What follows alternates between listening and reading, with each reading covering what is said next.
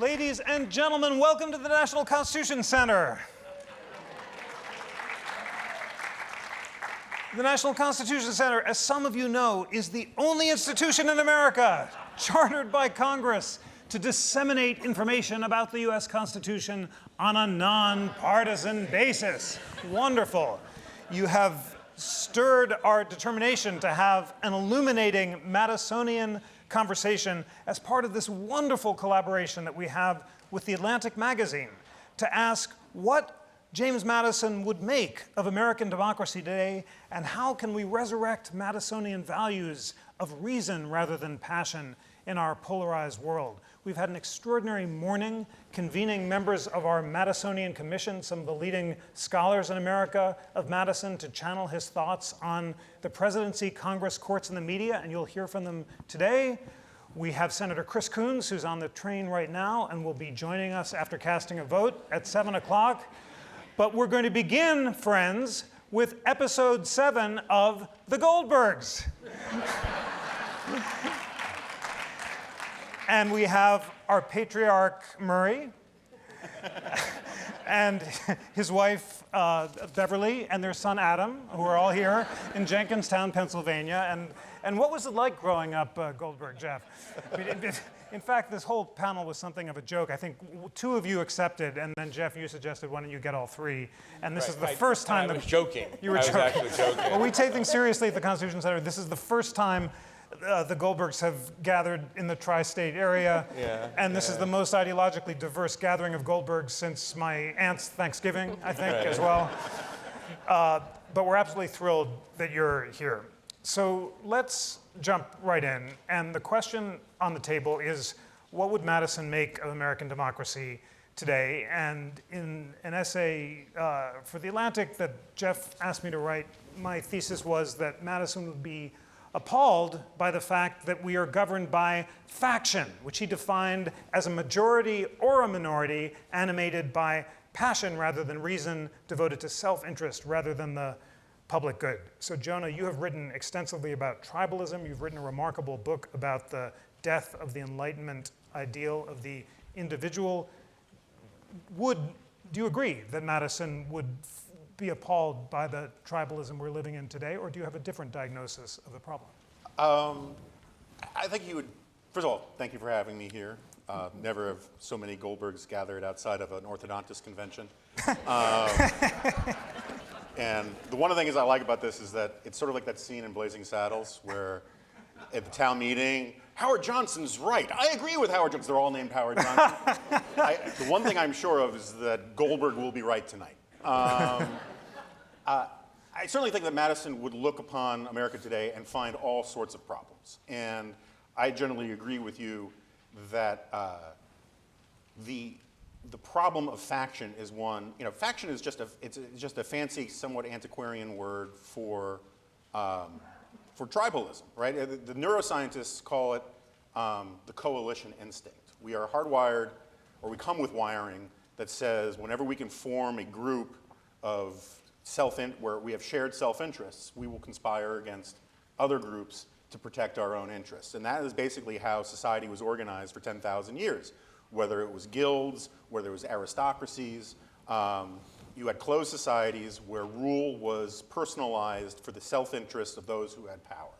And the great task that Madison set upon was the way to figure out how to have a society, a large society, because until then the only semi-viable republics were city-states, how you have a large society where you have a mixed form of rule. Pure democracy he didn't think would work.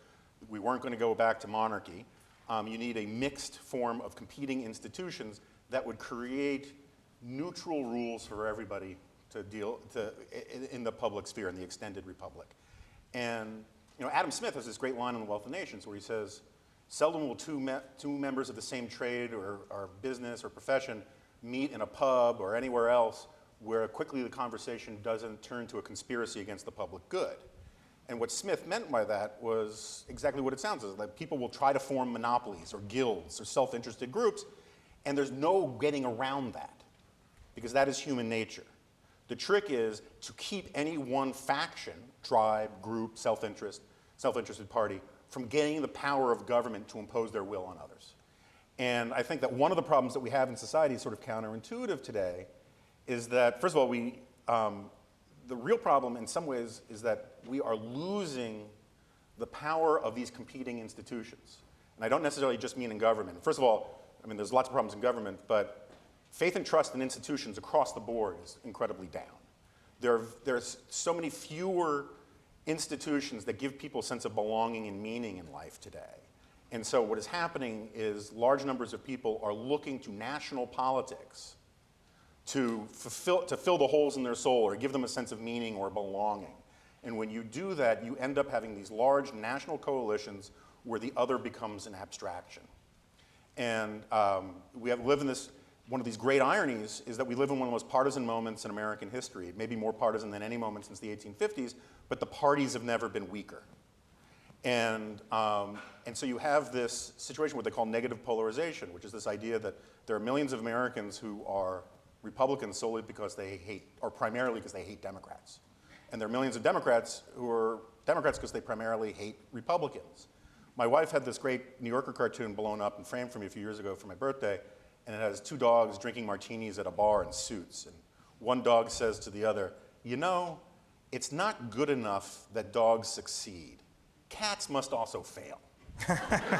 And that describes a big chunk of the tenor of our politics today because we are no longer lining up with healthy conduits of faction. Because Madison believed that you couldn't get rid of this coalition instinct, you could only channel it in positive ways. And instead, all of our energies are being focused on Washington, and you're getting these competing tribal factions where the other isn't just simply wrong, but he's evil and the enemy. And that is what is making like cable news the horror show that it is. It's what's making Donald Trump's Twitter feed the horror that it is. And that is a very difficult thing to unwind. And the media climate, which we can talk about later, I think is fueling this because it's monetizing it rather than fighting against it, the good work of the Atlantic notwithstanding.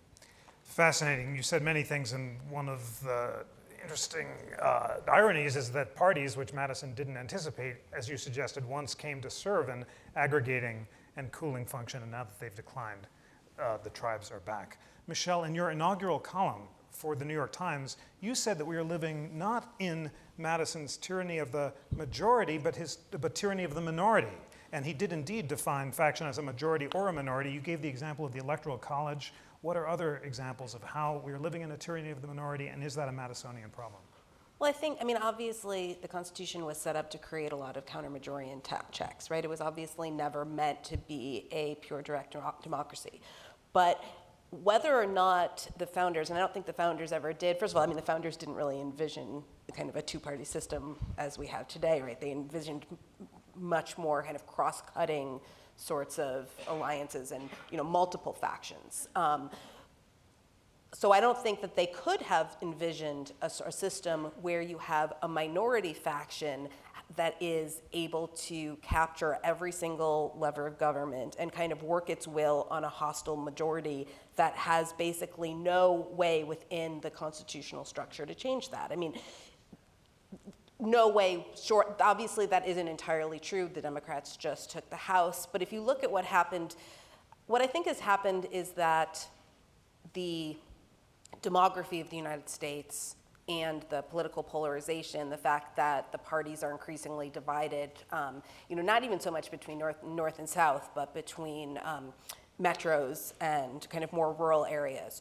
So the places where the people live, the places where kind of you have concentrations of people, all sort of have somewhat similar politics and are being ruled by the places where there's just a lot fewer people. And so what you have is this situation. So I remember learning, and I don't know if this is true of other people, I remember learning about the Electoral College in school and kind of first being told about the fact that technically a president could not get a majority of the vote but still become president.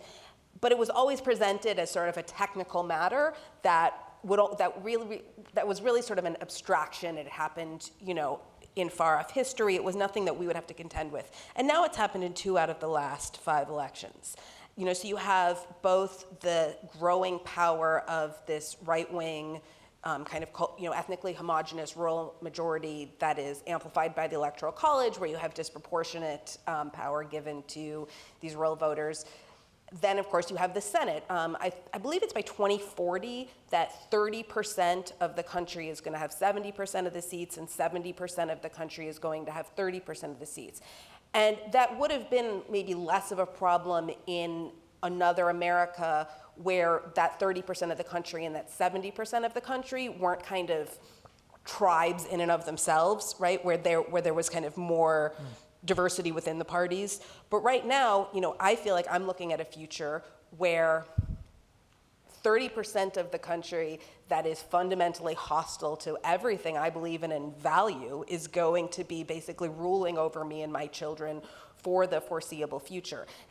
Democrats did just capture the House, but to capture the House, they didn't need a majority. They needed something closer to not quite a supermajority, but they needed a pretty substantial majority. And you see these kind of, counter-majoritarian arrangements, they're replicated in the states in terms of how kind of state houses are constituted. And so again, as the cities, as kind of city people and rural people become increasingly hostile to each other, the rule by the rural people over the city people, I think, will become increasingly untenable. And to me, it almost doesn't matter at a certain point, it doesn't matter what the founders would have made of it, because I actually think that at a certain point, if majority rule becomes too instantiated, it renders the system itself illegitimate, right? I mean, it's just like, then it renders the system itself something that needs to be dissolved or replaced.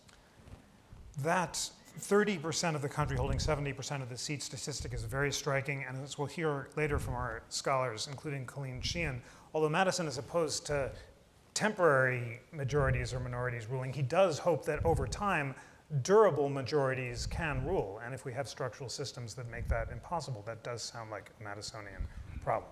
Jeff, in your extremely generous and eloquent introduction to the riveting Atlantic special issue on the crisis of democracy, you contrast two places, the National Constitution Center here in Philly and Facebook headquarters in Menlo Park, and you say that Facebook is a Madisonian constitutional nightmare because it represents warp speed deliberation and posts based on passion rather than reason that Madison would have abhorred. Disaggregate. Facebook also has a better cafeteria. We just got a Starbucks. Yeah, the post-truth cafeteria. Yes. All carbs. It's fine, right?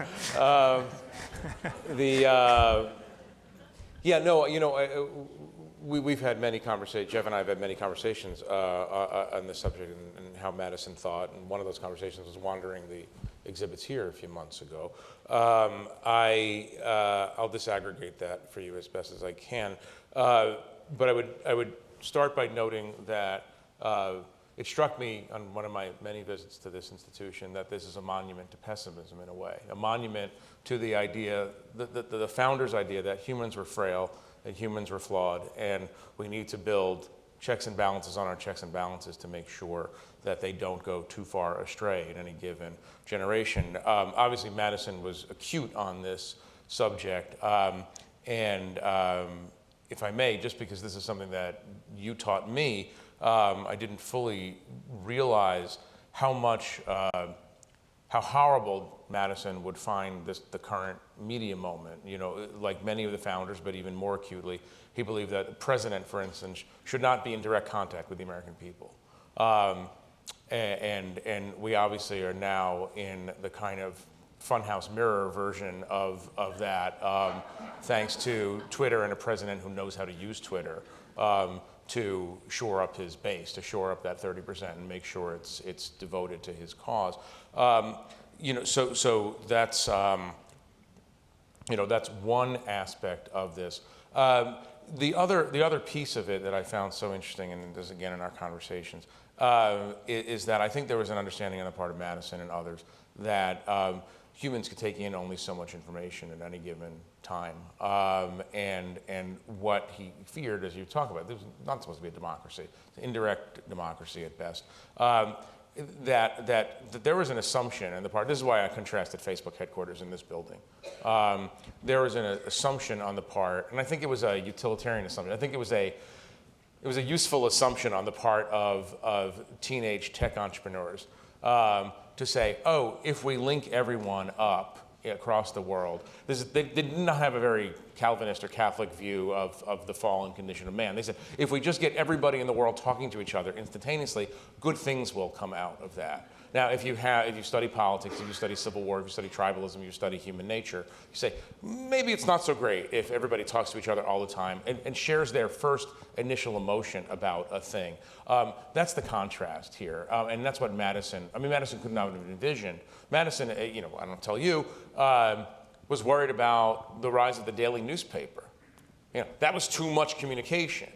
There was too much new information coming at the citizenry every day to be absorbed, to have an emotional reaction against, and then to cool off before there's a new set of information that's coming at you. So we are in a state now in which Madisonian understanding of human frailty has been replaced by this kind of useful utopianism. Useful, I mean, in a capitalist sense, for the leaders of these groups, leaders of these organizations. A useful utopianism that believes that that humans can handle an unbelievable quantity of information, whether or not it's filtered through truth or falsehood, that we ourselves are the filters and that we can handle this.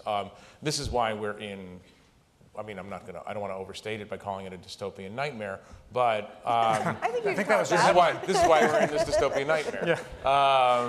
In the moment. I'll never, you try to imagine, you see how far we've, I'll say one final thing, when you're an editor today, what you try to do is limit the number of times a day your writers use the word unprecedented to apply to the Trump administration. Because it can get, you want to have a high standard, a high threshold of what actually is unprecedented. And I wouldn't say that Donald Trump's use of Twitter and other forms of communication is unprecedented because presidents from the period of the founders till now have become more and more directly in contact with the American people. But he's, as they say in Spinal Tap, he's dialed it up to 11. That's not fully unprecedented, but we're in a new situation.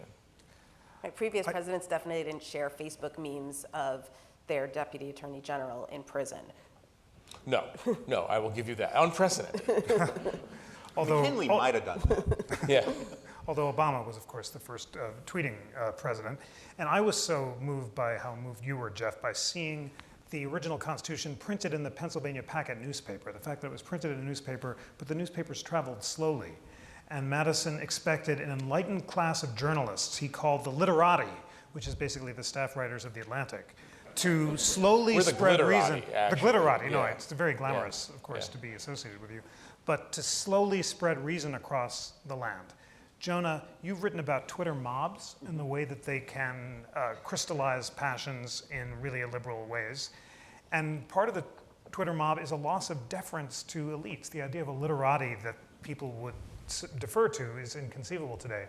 So is the internet the cause of these mobs, or is it a symptom of an age that's lost deference to institutions and refuses to accept their authority? I think it's a catalyst. There's this great line in Orwell where he says, a man can feel himself a failure and take to drink and become all the more of a failure because he drinks.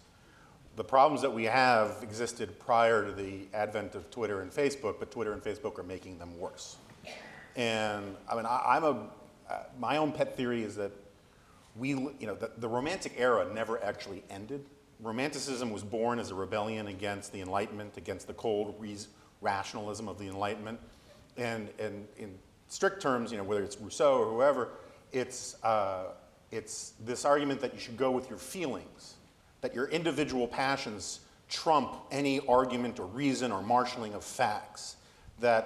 And that very much describes vast swaths of our culture right now. We tell kids, go with your gut, go with your feelings, that the highest form of authenticity is found when you look inward. And and this is what I was alluding to before about our faith and trust in institutions. we don't like gatekeepers of any kind anymore.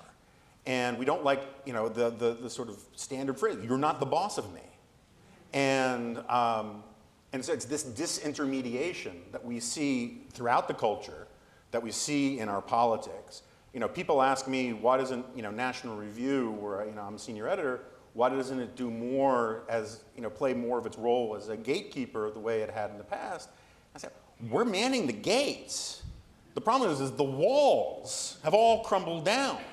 It used to be that if Build the wall. Yeah, well, I would like to, Build very the wall, much. Jonah. My Twitter mentions are often like opening up the Ark of the Covenant in Indiana Jones. I mean, it's just face-melting horror. And,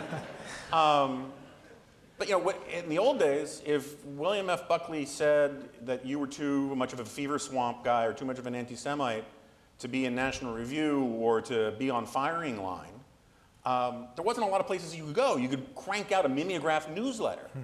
Today, you have access to as much media as everybody else, and that makes it very difficult to discipline, to message, to weed out the cranks. And when you have the shrink, where you no longer have big media institutions, like I have plenty of criticisms of the New York Times and the golden age of CBS News and all of that, but at the end of the day, when you have a 70% share of the market, you can force people to read the news that they need to read rather than just the news that they want to read. And now we live in this era where you can Robert Putnam has been documenting this for 20 years. People are retreating from civil society, they're retreating from their local communities, and they're going on places like Facebook, where they have their worst instincts and their worst bigotries confirmed and affirmed rather than challenged. And so we live in this media market now where people are trying to get a sticky 1 or 2% of the media market, and you end up doing a lot of fan service. And I think this is true of MSNBC. I certainly think it's true of a lot of Fox News. It's certainly true of a lot of websites where people are telling people what they want to hear rather than what they need to hear. Because when you're hearing what you want to hear, you don't think there's a gatekeeper. You don't think there's someone lecturing you. In reality, it's someone spoon-feeding you garbage. But that's sort of the moment that we're in, and so it fuels this constant sense of panic and crisis and this existential threat that the other poses to everybody. There was that really alarming New York Times piece that said that people exposed to alternative points on view on Twitter become more committed to their pre-existing views, not less. So let's think about solutions. Michelle, you wrote a powerful piece saying Facebook should be regulated as a monopoly. Mark Zuckerberg announced about a week ago that Facebook is proposing to create a new Supreme Court for Facebook, where I guess the literati will be chosen to review their hate speech decisions and make independent choices. Is that the solution? Break Facebook up and farm its content decisions out to the enlightened, or do you have other solutions in mind? I don't know if there are. I mean, I don't know if there are solutions. I mean, I think one solution, somebody should just hack Twitter and bring it down. Period. Erase it from the face of the earth. But and I think part of the problem, it's not. You talked about how you just mentioned that study about how people exposed to alternative views on Facebook on Twitter become more set in their preconceptions. And I think part of that is just because Twitter itself is so extremely toxic that you're exposed to other views in their most kind of trollish state, right? So I think that there is a growing belief, on the left at least, that to engage in kind of discussion with the right is to be sort of Lucy with the football, right? Nobody is trying to engage you in good faith. No, it's not even that they're saying things that you don't believe. It's that they're saying things that probably they don't even believe, right? That it's all just about sort of creating false equivalencies, derailing you, and that that there's no more that you can no more kind of engage in a useful dialogue with, say, a Fox News pundit than you could with a creationist, a Holocaust denier, an anti-vaxxer, right? That it actually ends up just making you dumber and sending you down rabbit holes of nonsense. And so I think the more we're trying at the New York Times. I have a podcast with my conservative colleague Ross Douthat. We try to kind of find places where we can where we can talk, and I think that we like each other. We have like a collegial relationship. I still find that we often have, and I read probably more conservative media than most left-wing journalists, and I still often find that he'll make arguments that there's like an entire factual body of information that I kind of I don't even know how to evaluate it because I never even knew about it. Like we're often not operating from kind of any similar premises. And so I think part of the problem is a problem of just trust, right? You're not going to, you're not going to be kind of you're not going to expose yourself to a interlocutor. You're not going to expose yourself to an alternative body of information if you don't believe that there's kind of good faith behind it. If you think that the person behind it is just kind of fundamentally trying to deceive you. And here I think there is really a difference. I know people like to draw equivalency between MSNBC and Fox News. I mean, full disclosure, I'm an MSNBC contributor, but I also know I've never in my life had somebody say something, had a liberal on MSNBC say something when the cameras are on and then say something else when they're off. I have had that experience being on TV shows with conservatives who will sort of talk very contemptuously about Trump and then defend him the second the commercial break is over. And you don't need to listen to somebody like that. Arguing with them is just sort of play acting. It's just kabuki theater. So I think the difference between MSNBC and Fox is that MSNBC, the people who work at MSNBC, they're certainly frustrated that they can't cover certain issues. Like, my friend Chris Hayes will talk about frustration that he can't do more coverage of immigration, that he can't do more coverage of climate change. But the stuff he covers, he does genuinely believe that he is giving you the most accurate picture of the world as kind of he sees it. Whereas, so I don't think there's any equivalency to, say, Fox News, which is trying to convince you that Seth Rich was murdered because he was the one who gave the hacked DNC emails to Julian Assange, and that it really had nothing to do with the Russians. I can't imagine anything on MSNBC equivalent to this recent scandal where it turned out that that Fox News was working hand in hand with Scott Pruitt to kind of let him pre-review scripts and let him pre-review segments and kind of, MSNBC was never state TV for the Obama administration the way that Fox News is state TV for the Trump administration. And so I don't see, again, I feel like as long as, I've said this in my column before, that I think, we used to believe that politics was a battle of ideas, right? And that if you wanted to kind of meaningfully engage in politics, you sort of had to be somewhat conversant with the opposing body of ideas, right? I mean, if you had to kind of understand the thinking behind neoconservatism, even if you wanted to oppose it, just to be able to kind of speak meaningfully about current affairs. And now I think that what's changed is that the people who believe in ideas are a side in politics, and then there's another side that sees ideas in purely instrumental terms and sees its loyalties in kind of purely ethnic terms, and is not really interested in argument except as a tool of kind of confusion and mass epistemological derangement. I don't know what to do about that. I mean, I know that social media allows it and makes it worse not just here but all over the world, and needs to take more responsibility for that. I mean, it should certainly be taking more responsibility for spreading genocidal propaganda in countries where you can kind of draw a direct line between people spreading kind of terrible rumors about outgroups on Facebook and then massacres happening. But the problem to me is that what is the organization or the institution that has enough kind of broad legitimacy to step in and do it in place of the algorithms? I don't know what it is. Yeah, you want a response from the anti-Trump right? Is the post-fact society a purely creature of the right, or is it an equal opportunity problem? I certainly don't believe that MSNBC and Fox are equivalent, and I don't believe that necessarily as a defense of Fox or as a defense of MSNBC. They are organized differently. I've been a Fox News contributor for 10 years. I doubt I'll be there for an 11th.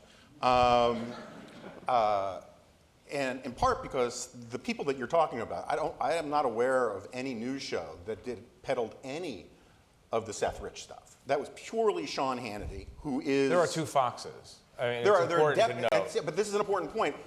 The opinion side of Fox, I will not defend. Fox and Friends is basically the president's daily brief. The things that Sean Hannity has done with his show, I will not defend. But Shepard Smith, Brett Baer, Chris Wallace, they're still news people. My objection to MSNBC, and I really don't want to get into this right versus left thing, but my objection to MSNBC is you hear an enormous amount of preening, and also at CNN, of how the president's attack on the free press are outrageous. I think they are outrageous. I am not a defender of President Trump tweeting like an escaped monkey from a cocaine study. But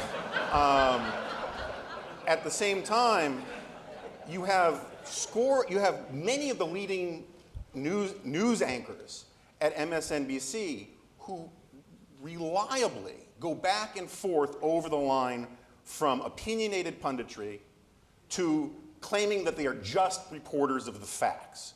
And I have a lot of respect for Andrea Mitchell, but she goes back and forth between serious opining and claiming that she's just a fact-driven journalist.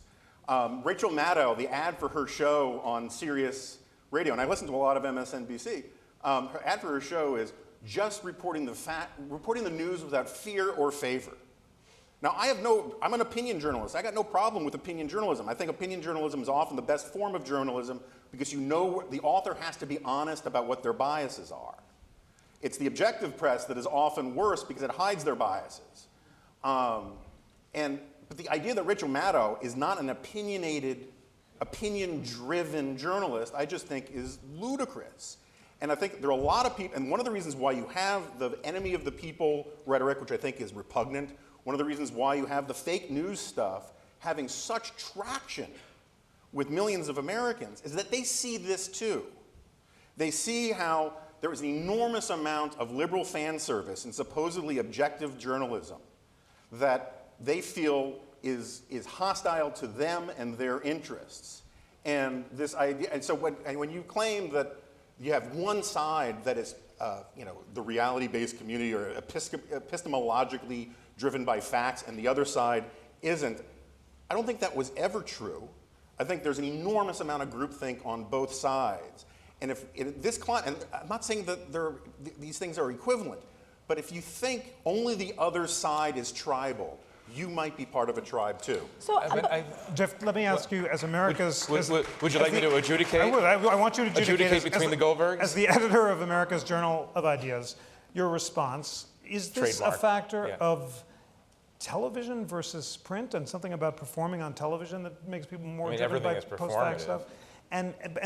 Or is this phenomenon, the post-fact society, which we see on college campuses and among older people too, a more profound epistemological problem, to use Michelle's excellent word, that really transcends Facebook or any technology, but is striking at the core of the Enlightenment project? I think the veneer of civilization and rationality is very thin. It's a little coat of lacquer over our monkey brains. Not to keep on the monkey theme, obviously, Jonah. And I think a lot of different things are conspiring, and a lot of different forces are conspiring at once to bring us to this, I don't want to say pre-Enlightenment phase, but moving us backward, moving us towards some sort of pre-Enlightenment understanding of truth, which is that there is no objective, verifiable, empirical truth. There's just your truth and my truth and his truth and theological truth and other kinds of truth. And those factors include, I really don't want to adjudicate cable news. I didn't come all the way to Philadelphia to do that. I would say, I think it's a social media problem more than it is a cable news problem. I think they feed each other, obviously. But I think, and I want to go to the subject that Michelle comes to quite often in her columns, or reasonably often in her columns. Facebook, unless it polices itself, will get policed eventually. I don't think there's a choice. They can't. What you have in Mark Zuckerberg is someone who invented something he didn't understand. That's not a criticism necessarily of Mark Zuckerberg. No one understands this. This is wholly new experience and a wholly new experiment in communication. We have the technology before we know how to use it. And so that has brought us to this place. And by the way, open parenthetical back to Jonah's point about the MSM. It is true, and I'm a defender, obviously, of the so-called mainstream media. It is true that we are far from perfect. It is true that we were having, for a very long time, a very polite dinner party, and then the barbarians came in through the windows and started dancing on the table. And you know what? That's not wholly bad. I'm going to sound anti-Madisonian for a second and say that, and somebody who runs a journalism organization at the moment could say that because of the democratization brought about by social media, we have people in our newsroom who didn't even know our newsroom existed 10 or 15 years ago, if you know what I mean. I mean, people from marginalized communities, of the left and right, theocons on the right, and people of color from communities that didn't even know where the front door was to the mainstream media. So it's not all bad. But I think you have, and I'll come to the end of this peroration, I think you have a number of factors that have worked us into the pickle that we're in. Social media is an enormous one. The accentuation of the rural city divide is one. We're not talking about technology in all of its forms, but it's an enormous thing. We are leaving the period in human history, which has been all of human history, in which male upper body strength can earn somebody a living and self-esteem. And that is causing tremendous dislocation and tremendous fear in many, many communities across the country and across the planet. And then you have, and I come back to this original point about this thin layer. One of the things we've discovered, I shouldn't say we, one of the things I've discovered in the past couple of years, and I'm somebody who covered the Obama administration for 8 years, so it's like covering Mr. Spock for 8 years. An administration run sometimes hyper-rationally, without enough understanding of human emotion, but run very rationally. I thought that we were moving steadily or semi-steadily away from the primordial muck of irrationality and tribe and faction and anger as a motivator in politics. But I've been as surprised as a lot of people about where we are. The layer of civilization is thin, and all you need is a reality television star who's charismatic and who has a predator's understanding for weakness and a grifter's understanding of the needs and weaknesses of his enemies and of his putative friends, to take a hammer to a lot of our institutions and a lot of our norms. And social media has made this possible. Yes, the cable wars have made this possible. The lack of civic education, here I'm going to plug your center, obviously. The lack of understanding of what these documents that you talk about in this building even mean. A million different things have happened, and so we have a perfect storm right now. Can I say something about this building? I mean, you were talking about how this building is like a monument to pessimism. I've often said that I wish that... Or realism. I shouldn't be so negative. Yeah. But I've often said that I wish that some of these technology behemoths had like a chief pessimism officer, like somebody whose job it was to actually think about... Like if one of Mark Zuckerberg's roommates was a pessimist, are you sure this is a good idea? Like when you talk to people, especially about what the next generation of these things are. I mean, the next generation is both a lot of the content moderation being done by artificial intelligence. The next generation of fake news is not going to be fake news stories. It's going to be fake news video. Right. And you see the people inventing this stuff and just kind of assuming that it's self-correcting. That further waves of technology of innovation are going to kind of make it work, and that whole But do you agree that they're going to be policed, or they will police themselves, or maybe we shouldn't even assume that that's a possibility? Oh, I mean, I hope that they'll be policed. I don't think that they will police themselves, just because when they police themselves, it means working against their own market dominance, yes, right? I agree with that, but I just want to make a Madisonian point about this. Please. I actually thought that your suggestion about just hacking Twitter and destroying it from within makes more sense than some of the police it stuff, right? Or maybe nuke it from orbit, because it's the only way to be sure. if you read the Marxist historian Gabriel Kolko, right, there is a very long history going back to AT&T and U.S. Steel of making this Adam Smith point about factions begging for regulation so that then they can lock in their monopoly status. And then when the state starts to regulate you, you also get to start regulating the state. And I agree with you entirely about the future of this technology. It's very scary. You just have to look at China to realize that the once sort of conventional wisdom that technology is always on the side of individual liberty and freedom was never true. It was never foreordained. Technology can be on the side of tyrants or it can be on the side of liberty. It depends on the context, and you have to be careful about it. But regulatory capture is a real concern of mine. And when you saw Zuckerberg testify in Congress this year, he basically invited regulation. And it's not because he wants to lose profit.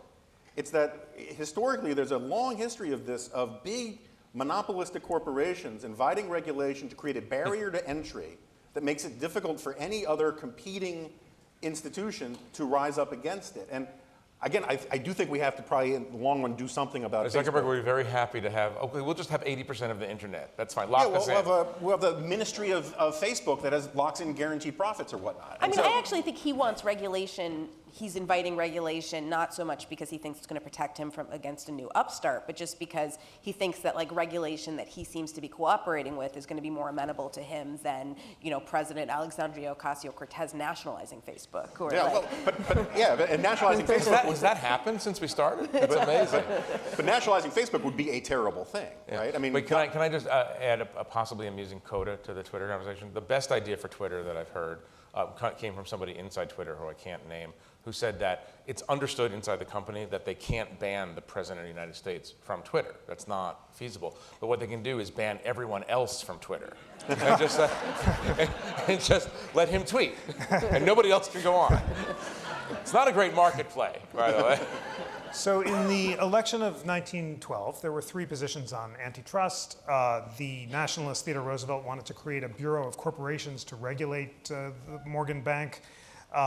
The Jeffersonian Louis Brandeis and Woodrow Wilson wanted to break up the bank so they could be regulated by the states.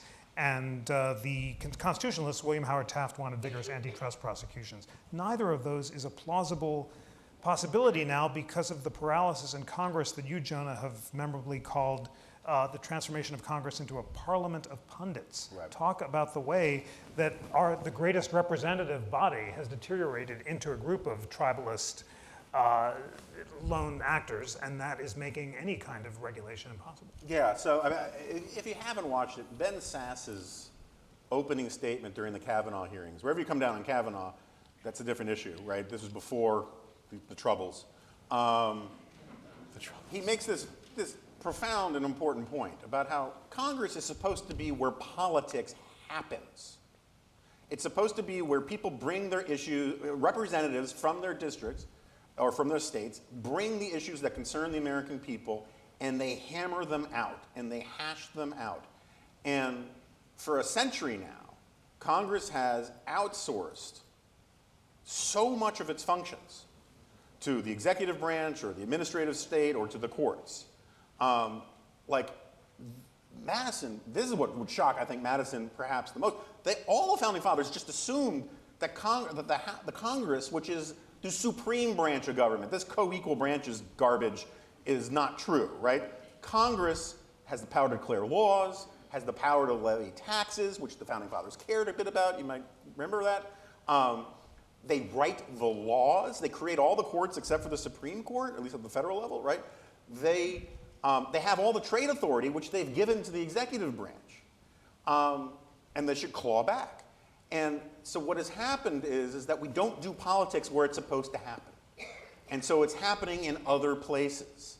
And it doesn't get the transparency, it doesn't have the oversight. People feel as if, whether you're on the left or the right, that the people they're voting into Congress, they may say wonderful things on cable television or on Twitter, but they're not actually getting the laws done that they want done. And this is a huge problem, and it is kindling for populism. And so instead what you get is you get a lot of people who would rather, because they can't actually affect a lot of change, would rather get a hit on Morning Joe or Fox and Friends or whatever it is, because that's what gets them elected, that's what keeps them from having a primary challenger. Ben Sass, who I'm friends with, he tells me the story that when he first came into the Senate, he went and did a lot of these interviews with members of the Obama administration, and he just asked, what's the thing you find most shocking? And several people told him they were amazed that senators would come and lobby members of the executive branch to do a rule change that would benefit their states or their donors or constituents in one way or another. And they would ask these members of the executive, these bureaucrats in the West Wing would say, hey, look, this is like a 70% issue in your district or your state. Why don't you write a law? You have that power. And they would say, well, that's the thing. I'll get credit with the people who want this if I convince you to do this, but I won't get blame from the people who don't want it. And I remember Cory Gardner, who I kind of like, when Jeff Sessions did something about weed, they changed the rules that the Obama administration had done about pot legalization or something, or prosecution. Cory Gardner set his hair on fire, screaming, this is not what I was promised by the executive branch. This is not what the White House told me they were going to do. As if Cory Gardner has no power to write this thing called a law. And so you get this Parliament to pundits effect where everyone wants to express their outrage, but no one wants to be held accountable. No one wants tough votes. The Atlantic had a great piece by Representative Mike Gallagher about really nerdy institutional reform that would put power back in committees where you could actually argue about the nitty-gritty of this stuff. Instead, it's not all, but it's largely performative. And the idea that a branch of government would not be the jealous guardian of its own prerogatives and powers is not something that the founders foresaw. Michelle, is that a point that you can agree on and the left and the right can embrace, that Congress has abdicated its constitutional authority to the president? President Obama ruled by executive order and Congress did nothing. Now President Trump is doing the same thing. And both parties in Congress should rise up and check an imperial presidency. Yeah, absolutely. I think that my suspicion is that where we would disagree is about why that is so, right? I think it has a lot to do with money in politics, right? I feel like that has a lot to do with kind of why members of Congress have become a lot less responsive to their constituents, right? Because they're responsive to other people. They have to. When I've asked members of Congress, what is the, especially now there's all these new people, right? All these new people have just been elected. And I've asked some of them, what surprised you most about this process? And the answer has usually been the amount of time you have to spend fundraising, right? The amount of time you're spending on the phone asking people for money. And so just that, because that is the thing that dominates your everyday reality as a legislature, there's just less time for legislating. And when you are legislating, you're always thinking about, kind of pleasing your donors in the back of your mind. And then I think the other reason that it's so hard to actually do anything goes back to this tyranny of the minority, right? There's a lot of legislation that you could easily get, that has majority support, but both because of the increasing use of filibuster and also just because of the fact that you have the kind of small state power in the Senate, there's just like a lot of common sense, what seems to me common sense legislation that certainly would address some of the multifarious problems that we're talking about, but just can't get done. Right? It's hard. It was sort of amazing today that there was a bipartisan vote for the resolution to end U.S. involvement in the war in Yemen. I can't think of the last time there was a bipartisan vote on a somewhat contentious issue. It never happens anymore. Our theme tonight is Madison and time, and we're almost out for this magnificent panel of Goldbergs. So the last word is to you, Jeff. Why don't you leave us on a peppy note? And you've heard the arguments. If you had to identify a single Madisonian solution to resurrect reason rather than passion, other than shutting down Facebook, yeah. I might fail you on that, except to say that. So much is contingent on the quality of leadership. There's this idea of kakistocracy that, every so often a country finds itself being ruled by the worst among the populace. I don't want to go that far right now, but only because I'm trying to be reasonable and restrained, right? The whole system is designed to keep people, serious-minded people, deliberative people, people who don't want to be pundits, whose highest aspiration is not to be pundits. There's the whole set of reasons, and the fundraising and all the rest that keep really good people, and the scandal-oriented culture, the destructive part of politics. Millions of reasons why bad people rise in politics and good people don't bother entering. I'm not going to be particularly peppy. I'm going to, one of the themes here is and this is a core Madisonian observation, I think. Right now, we suffer from too much bad information being delivered too quickly and too universally by people who are just not on the level. I tend to think that we're in the Model T phase of social media, and we're working our way through some problems. You remember for years, auto manufacturers, 100 years ago, the seatbelt technology was there fairly early, but they did not want to install seatbelts because they thought that installing seatbelts would tell the consumer that this product is dangerous. Now we don't understand that mentality. Of course it's dangerous. Let's make it less dangerous. I hope that we find our way toward figuring out how to communicate with each other with whatever restraints imposed internally, externally, we need to keep bad information out and good information rise to the surface. But ultimately, it comes down to a quality of leadership and a quality of civic education, and national fracturing, I think, is, and I'm obviously ending on a note that I think you would endorse and the National Constitution Center would endorse. National fracturing can't be healed without proper education, proper understanding of the roots of our ideas, the reimposition, the rising again of a creedal nationalism rather than pure identity politics of one kind or another. The best possible note to add to this is that humans, and Americans in particular, have a tendency to muddle through. And we find our way to reasonable solutions after expending a lot of energy on bad solutions. And this has been a long and durable experiment, and it's not the worst it's ever been. My magazine was founded in the 1850s, obviously at a time of acute national fracturing. It's most useful in a time of national fracturing, but I'm not suggesting that the next decade is going to be the equivalent of the 1860s. I think finding ways, I think there are a number of people and a number of grassroots ways who are people not in the cable news business, not in the social media companies, who are looking for those things that actually do unite us. And it is true, it's a cliche, but there's more that unites us than divides us. And I think we can all work a little bit harder to get there. Ladies and gentlemen, for proving Madison's axiom that 3 generations of Goldbergs is not enough, please join me in thanking Jeff, Michelle, and Jonah Goldberg.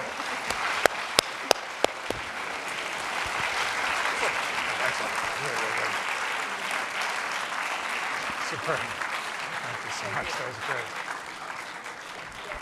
Yeah, wonderful.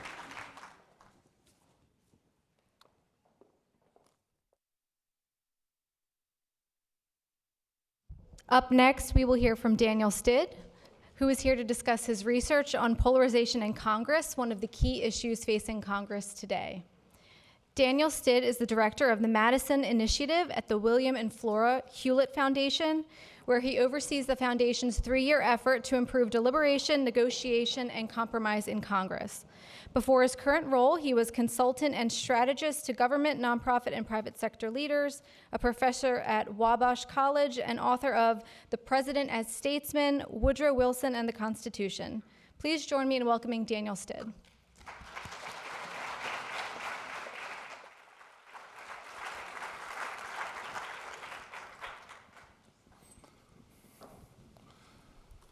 Thank you. Given that Jeff has left you all on a high note, I'll bring the energy down a little bit here. Over the past, over the past 8 to 10 years, 2 facts have become increasingly clear about the first branch of our government, the Congress. The first fact is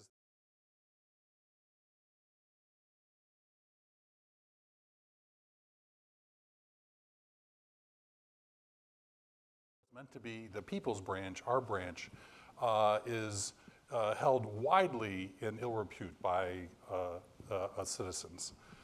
And the Gallup surveys that track this routinely show that not even 1 in 5 Americans has confidence in the institution. So what I want to do today to set up the talk by Senator Coons is tell a story with some data that will connect the dots between these two facts and also kind of point to how this is contributing to the constitutional crisis that I think we increasingly find ourselves in. So the first thing I want to do is just look at how this polarization has evolved over, say, the past 5 decades. Now, there's a lot going on here. This is a map of party divisions in Congress going back to the early 1970s. And let me orient you to what you're seeing here. Each cluster of red and blue dots is all the members of the House of Representatives in a given Congress. And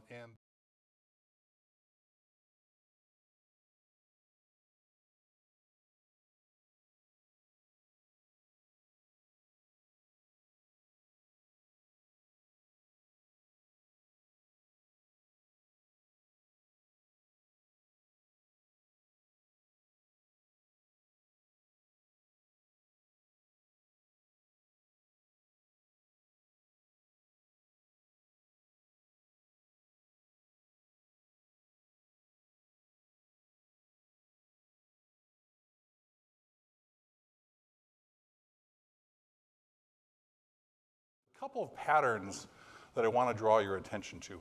If you look up in the upper left, so that's the Congress in the early 1970s, you actually see it's kind of a cloud in which the reds and blues are intermingled.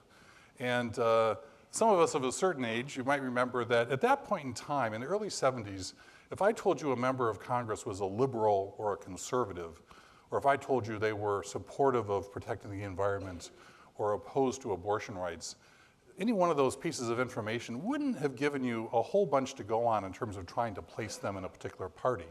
Because at that time, both parties were broad and overlapping coalitions. And they were really intermingled on those ideologies and issues. But if you come down here to the lower right in the Tea Party Congress, over that 50-year period, the two parties had really sorted themselves out so that all the liberals were in the Democratic Party, all the conservatives are in the Republican Party, and on issues like the environment, abortion, gun rights, they had very clearly sorted. And so that obviously raises the stakes for legislative action, makes it harder to work.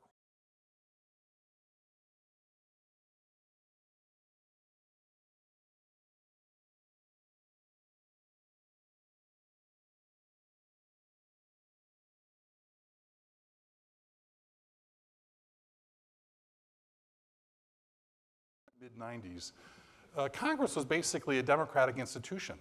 The Democrats had majorities in Congress for 40 years, and virtually all of that same time in the Senate, with one exception. But something started to change here, if I can get this. Over in the middle, the last one in the middle row, that is the 104th Congress that was elected in 1994. That is the Gingrich Revolution, where for the first time in 40 years, the Republicans won a majority in the House. They also took the Senate. And what you start to see is after that Congress, in these bottom 2 rows, the blues and red dots are roughly equally sized. And you also see more alterations. So this is 2006 when Nancy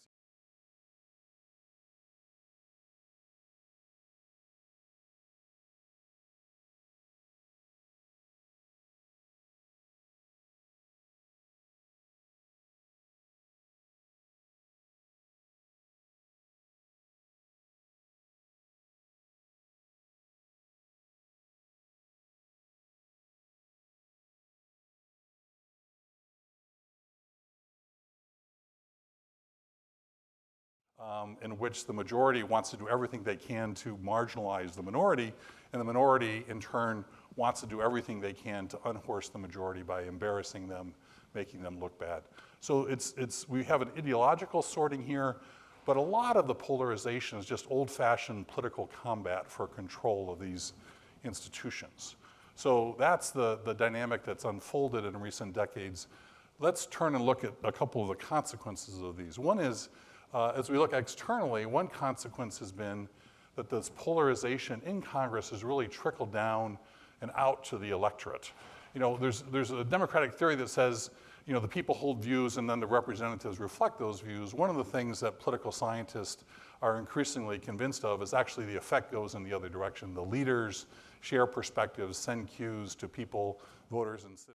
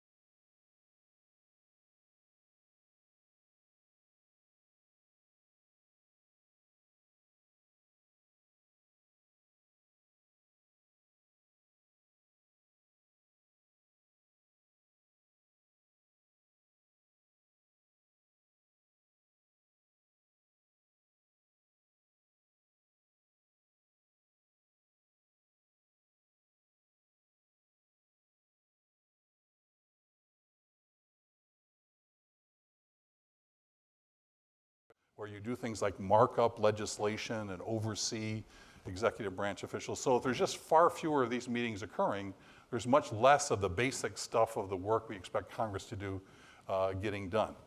So not surprisingly, if Congress isn't doing the work that we expect it to do, it's also not fulfilling the broader constitutional purposes that Madison and company intended for it to do, which is really to allow popular majorities to work their will, as Michelle was just mentioning here. So the next chart reflects some data assembled by Sarah Binder of the Brookings Institution, who's a member of the commission. And what she does is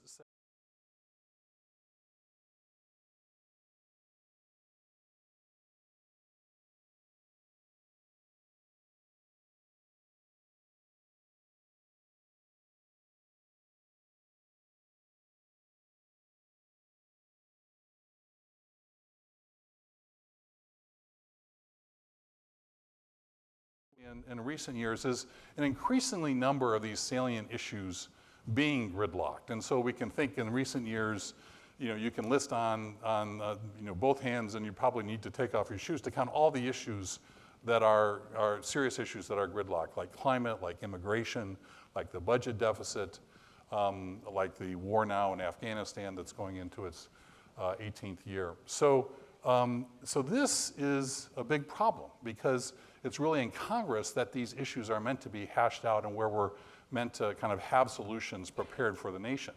Now, the fact that they're not being tackled in Congress presents another problem because there are shortcuts. There are other ways to tackle this. The presidency, who in our system has a lot of capacity for unilateral action, can figure out, well, what can I do to solve this? And presidents of both parties, Republicans and Democrats, have gone about doing this. Here's President Obama, who got to the point, he got so frustrated, you might recall the Republican Congress, where he said, I'm not gonna wait any longer. I've got a phone and a pen, and here we see him with his phone and pen signing an executive order. And on issue after issue that was in gridlock, whether it was climate, whether it was immigration, looking at the nuclear negotiations with Iran, he took unilateral executive action.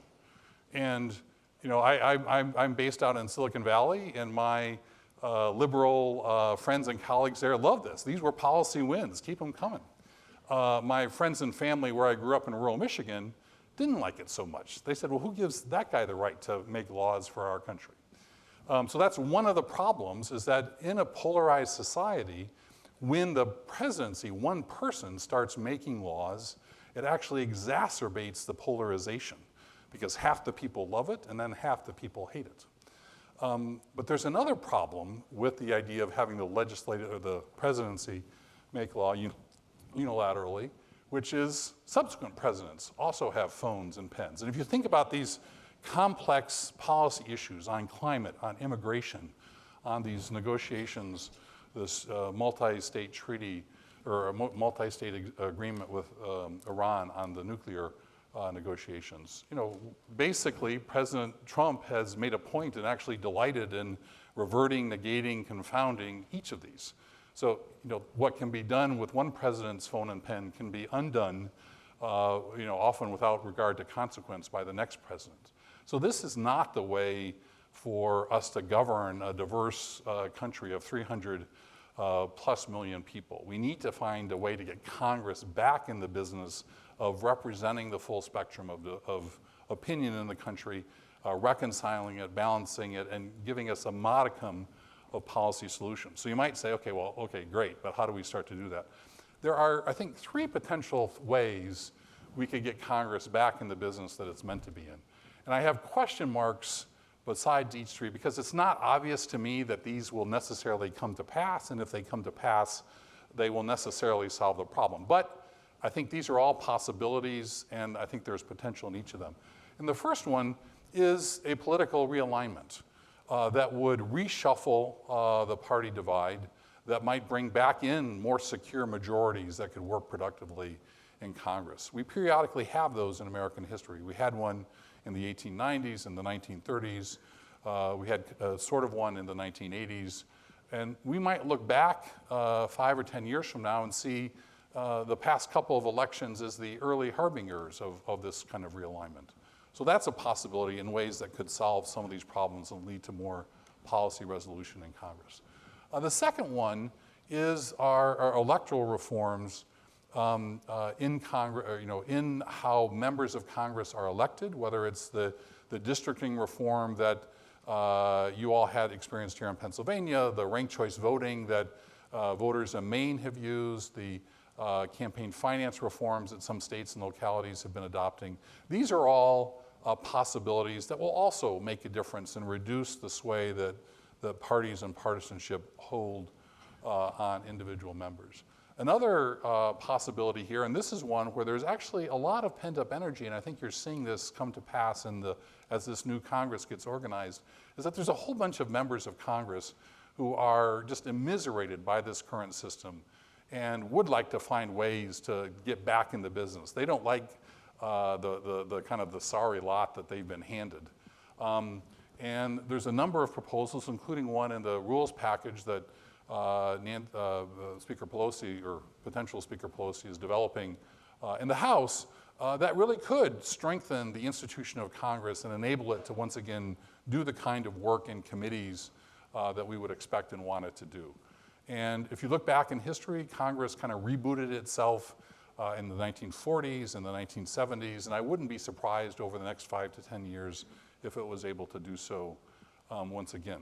However, so again, each of these things could help, but at the end of the day, what we need are leaders and citizens that kind of recognize this is the institution that we need to have work for our democracy to function. So, we can think about all the different reforms and mechanisms, but it's leaders and who are willing to kind of raise their hand and run for office, as in a really exciting way a lot of new, fresh voices were in this last election, and it's voters who are seeking them out, who are asking people to run, who are supporting them, who are canvassing, that make the difference. And this is actually it's a Madisonian point. At the Virginia Ratifying Convention, I'll just read this quote here. This is Madison responding to critics at the Virginia Ratifying Convention who were just very skeptical that this scheme of government he was proposing would work. And he said, at the end of the day, we need to have some faith in our leaders and the ability of people to discern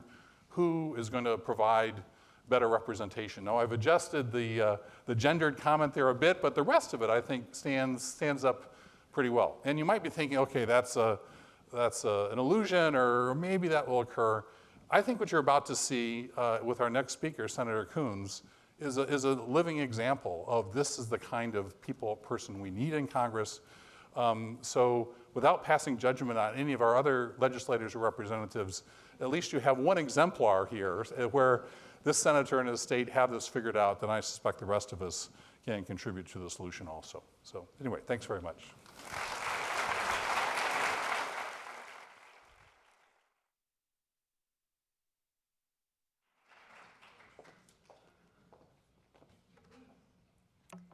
Up next, NCC President and CEO Jeffrey Rosen will lead a conversation with the champion of bipartisanship in the Senate, Senator Chris Coons of Delaware. Senator Coons serves on the Senate Appropriations, Foreign Relations, Judiciary, Small Business and Entrepreneurship, and Ethics Committees.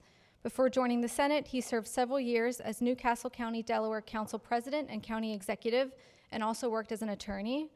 Senator Coons, along with Senator Mike Lee, has been one of the National Constitution Center's honorary congressional scholars since 2016, and we're thrilled to welcome him back to the NCC.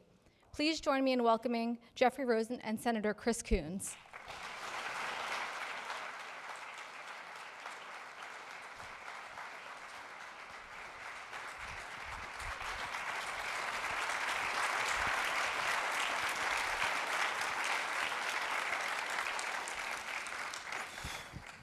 Thank you so much, Senator Coons. In the tradition of your fellow Delawarean, Senator Biden, jumping off the train and coming right to the NCC, and you just left a Flora vote in the Senate where the Special Protection Act for Robert Mueller, which you have co-sponsored along with Senators Booker and Lindsey Graham, was blocked by Tom Sellers, was blocked by your fellow co-chair of the Madisonian Commission that's convening today, Senator Mike Lee.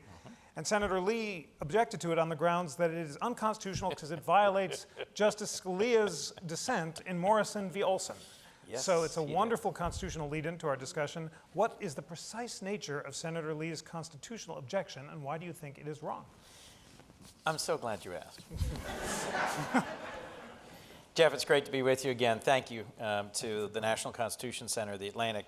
Thank you to all of you. It is great to be in a room full of people actually genuinely interested in the vibrancy and status of our democracy and the work of Madison and in the conceptualizing of our democratic republic in the 21st century.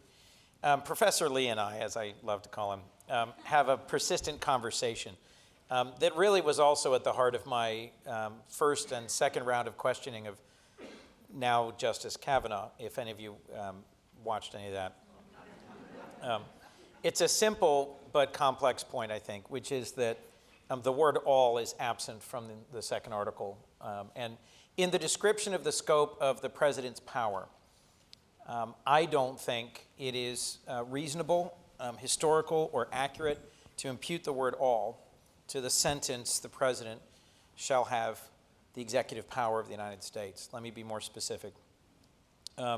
In a case considering the independent counsel statute, which I'll remind you is a law that has now expired. It was allowed to lapse because both Republicans and Democrats thought that the Ken Starr era independent counsels, as opposed to the current special counsel, had gone off the rails a bit. In reviewing that law, the Supreme Court, by a majority of 7-1, upheld it as constitutional. And the core question at issue in Morrison v. Olson was whether or not it impermissibly circumscribed the president's power that he could not fire at will the independent counsel. The current special counsel is dramatically more controlled, reined in, directed by the Attorney General. If 7 justices, ranging from Brennan to Rehnquist, found it constitutional for there to be some limitation on the president's unbridled authority to fire at will all lesser executive officers, I find it hard to believe that it is unconstitutional for us to enact in statute the current regulations of the Department of Justice that say that the Attorney General cannot fire, the President through the Attorney General cannot fire a special counsel without cause. And if fired without cause, that cause being disability, dereliction, incompetence, there is some judicial remedy. This is not an academic question, and this is not an ancient question. Morrison v. Olson's 20 years old. Justice Scalia wrote the dissent. It was a very well-crafted dissent.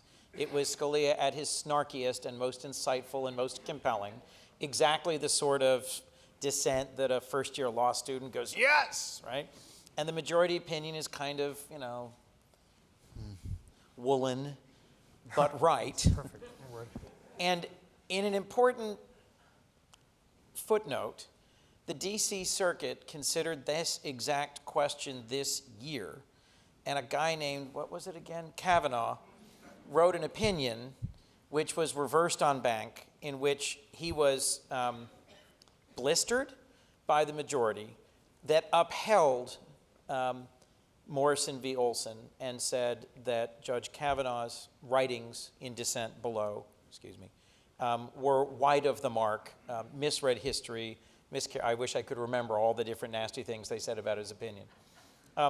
I find it hard to believe, sorry, I've gone on too long. No. I find it hard to believe that Senator Lee believes as fervently and deeply as he does that it puts at risk our constitutional scheme if the president can't fire at will every lesser executive officer. I'm sure there's more than one person here who's heard of Humphrey's executor. Humphrey's executor essentially defends the FDR-era three-letter independent agency structure. There's a wonderful footnote in Kavanaugh's opinion earlier this year. Is it footnote 18? Do you know this? I've got several people nodding in the Just room. the audience, half of the audience says, no, it was actually 19. Oh, yes, no, it's footnote yes. 16, Chris. I knew this when I was questioning him. Yes. He says all sorts of things in dicta, in footnotes here and there, and in his treatment of Humphrey's executor in that footnote, he suggests that it need not be reached now, but I think is clearly laying the groundwork for where this theory of executive power goes, which is an unrestrained executive power to fire at will independent agency heads. Now, if you watched, he would vigorously deny that. He, in fact, in my second round of questioning, accused me of taking him out of context, of reaching conclusions unreached in his writings and speeches, and I recited back to him. In fact, I think I've had him up on a big board. Quotes from speeches, passages from opinions, and when we ran out of time in what was a vigorous exchange, I then sent him a letter saying, I invite you in writing in the questions for the record, please point out how I am misquoting you. Please point out how I am mischaracterizing your opinion, your views, or your record. I pray that I am wrong. See my testimony in committee. I chose to publicly announce that I would vote against now Justice Kavanaugh before Dr. Blasey Ford's letter came to light because of his extreme views on executive power. I'm convinced Senator Lee holds those same extreme views on executive power, and I challenged him today on the floor when he came and objected to the unanimous consent request by Senator Flake and said, oh, it's unconstitutional. Mm-hmm. I did something I never get to do. I said, will the senator yield for a question? Because he was citing Scalia's opinion. And I said, Senator, is it not true that Scalia's opinion was in fact a dissent? He said, yes, it was a dissent. I said, what was the decision? How many justices? Tell me something. He said, it was 7-1. I said, 7-1, how striking, Senator. I said, is it possible that Morrison v. Olson is still good law? He said, I'm very late for an appointment. I went over to him later in the afternoon and I said, Michael, we've got to fight and we've got to have it. Let's have it on the floor of the Senate. Yes. We are going to have a great hour back and forth. I'm ready to go. And so's he. Excellent. So we are looking forward to a vigorous debate on the floor about an obscure but important point. Is the president accountable? Is it impossible to investigate him? Can he fire at will a special prosecutor and in so doing elude accountability for misdeeds in office? I think this matters, and I look forward to the debate.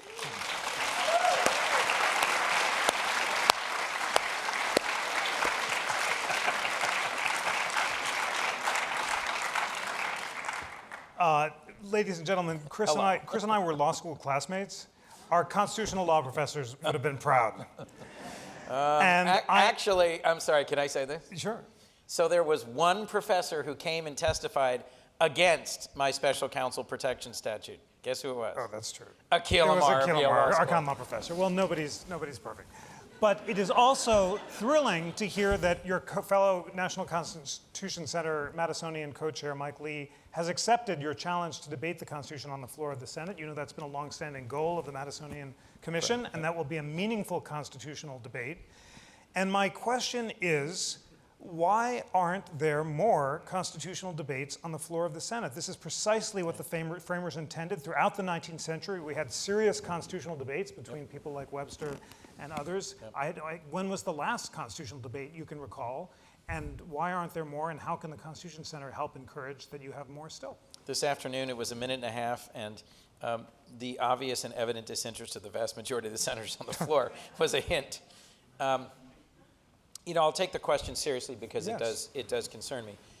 Senator Leahy, now the longest serving Democratic senator and former chairman of the Judiciary Committee, when I first was spending time as a brand new senator, going and meeting with him and asking him about the institution of the Senate and how it's changed in our current environment, he recollected how in the 2 hours before a big vote, senators would gradually find their way to the floor and find their seats.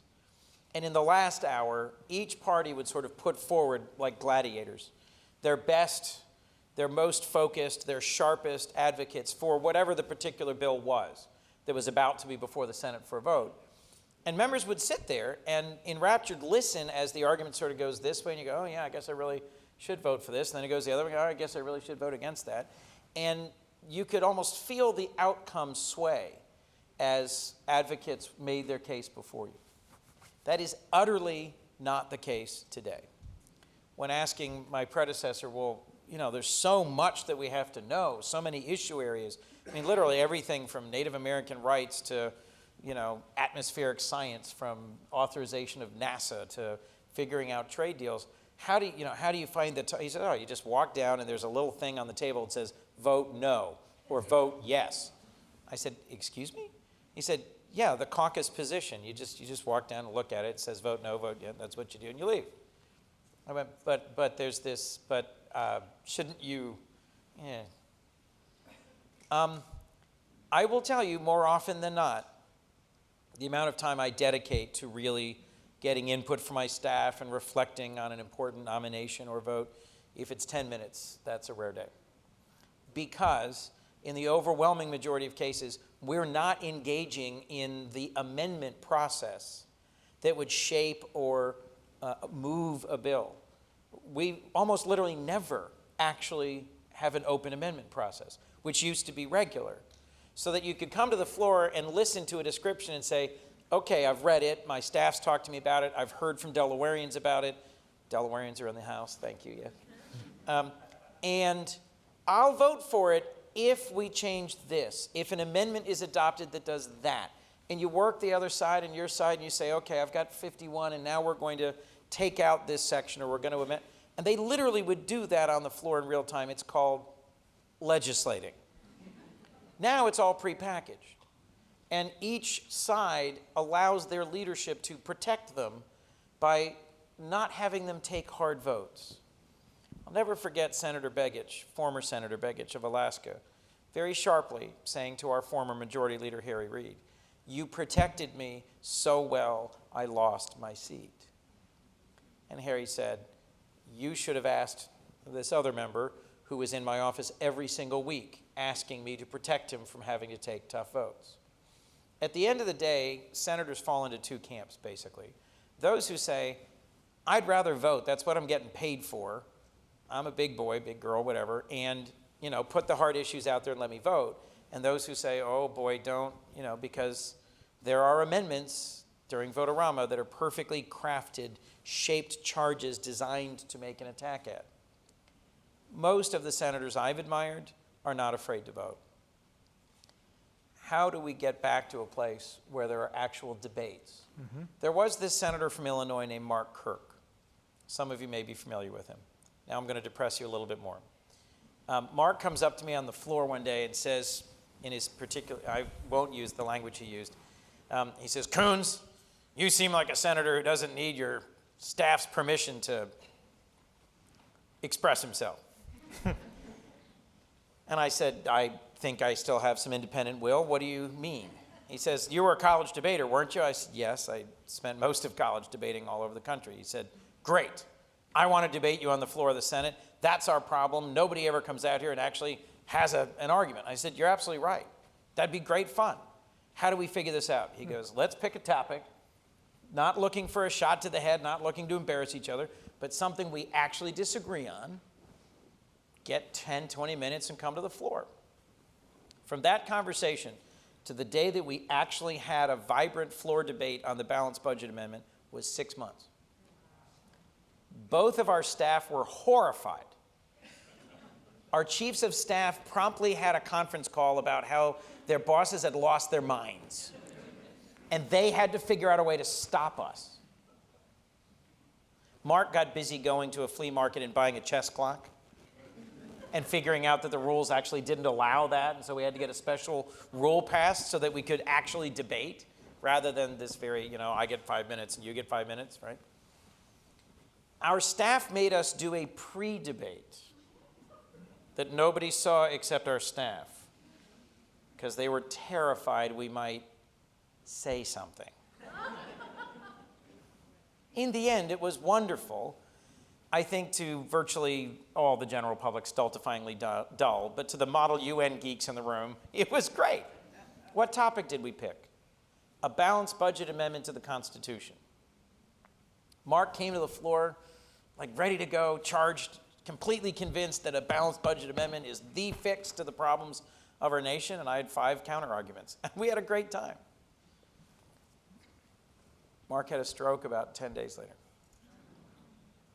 I have searched for a partner willing and able to do the same since. I have berated, challenged, questioned, and poked a dozen colleagues to no good result yet. But let's try again with Lee. And let's make it the first of a series of constitutional debates. Senator Lee cares as much about these constitutional issues as you do. He does, and he is eager and ready to go. And I tell you, I can tell you right now, my staff will be horrified, because we will inevitably end up debating the Dormant Commerce Clause. No, but that's very important. It is very important. Of course it is very important. Of course you should run the National Constitution. Well, of course you should be in the Senate. And for goodness sake, Mike Lee, Senator Lee, is writing a children's book with his kids called The Runaway Clause, about this terrible monster that's expanded so much, the Commerce Clause, that it's menacing children. I'm not kidding. He's a great constitutionalist. No, he is a great... He is a great constitutionalist. His father was Rex Lee, the U.S. Solicitor General, and I think he reads the Scripture and the Constitution with his kids every night. Yes. All joking aside, I should take some responsibility for having not picked up the tools and gone back to work. I've tried, but I should keep trying. And here's why it is obviously important, and the time is right. So Senator Sass has talked about the need for Congress to exercise its constitutional duties to check the president, and there are plenty on the left who now agree with that. So might it be possible, by framing these as a series of constitutional, not political debates, that you can engage people like Senator Lee and Senator Sass to have serious agreement and disagreement about these important issues? We could.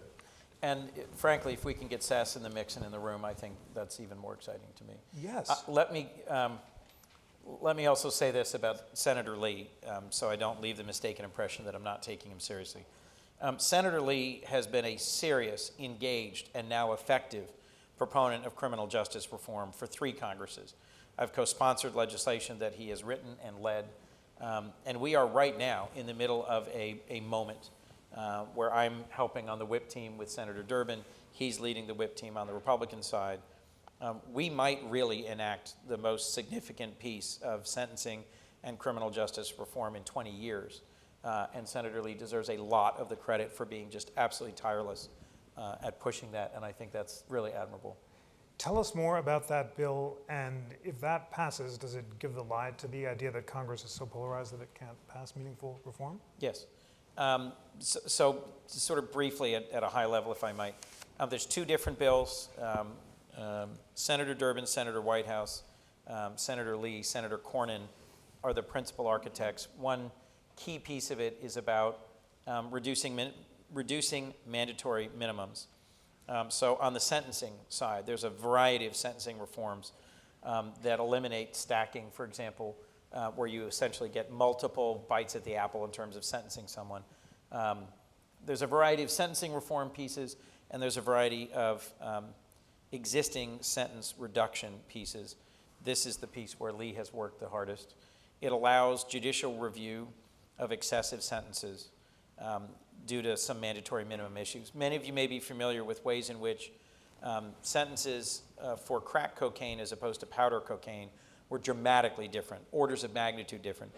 And many people were sentenced to very long sentences under these unequal provisions. Subsequently, Congress went back and amended and revised those statutes, but there is no mechanism, this is a piece of the statute, to allow a judge to go back and retroactively apply the revised downward standard after reviewing the case and the sentencing issues. So essentially, this whole effort creates avenues for nonviolent offenders to be released early, to get good time credit after judicial review of the initial sentence and the particulars of their case, and to reduce ways in which mandatory minimums may be applied going forward. Why does this matter? We have 4% of the world's population, and I think 15% of the world's imprisoned. Might be higher, may be wrong, it might be 20%. We spend an enormous amount of money imprisoning Americans. In the federal law enforcement side of appropriations, we spend more on the Bureau of Prisons than we spend on the FBI, the DEA, the ATF combined. And the sentences that have been handed out under some of these federal statutes are so long that the prospects for folks coming back to society, and the vast majority of them are released at some point and come back to society, as in any way productive citizens are remote. So the most compelling piece of this for me is the dramatically unequal impact on communities of color. If you're unfamiliar with one of my favorite Delawareans, Brian Stevenson wrote a book, Just Mercy, about some of the impact of criminal justice in the Deep South, in particular in Alabama. He and many others who've been really strong advocates for criminal justice reform have gotten it rolling. The Koch brothers and the evangelical community in the conservative side, and advocates from Southern Poverty Law Center to the NAACP to LCCR have been pushing criminal justice reform for a long time. We may finally be at the place where, because of the wonderful historical accident that the president's son-in-law has a father who spent time in federal prison, and so Jared is, he is very sincere about this and very passionate about this. That plus the timely compelled resignation of the Attorney General may have created the moment here for a genuine bipartisan compromise to be signed into law. Wow. When we last saw each other, it was the NCC Atlantic first Madisonian conversation, and you were with Senator Flake, and it was right during that brief shining moment when both of you agreed to allow the investigation to continue, but even then you were quite pessimistic about the future institutional legitimacy of the Senate and the Supreme Court. Has anything since then made you less pessimistic?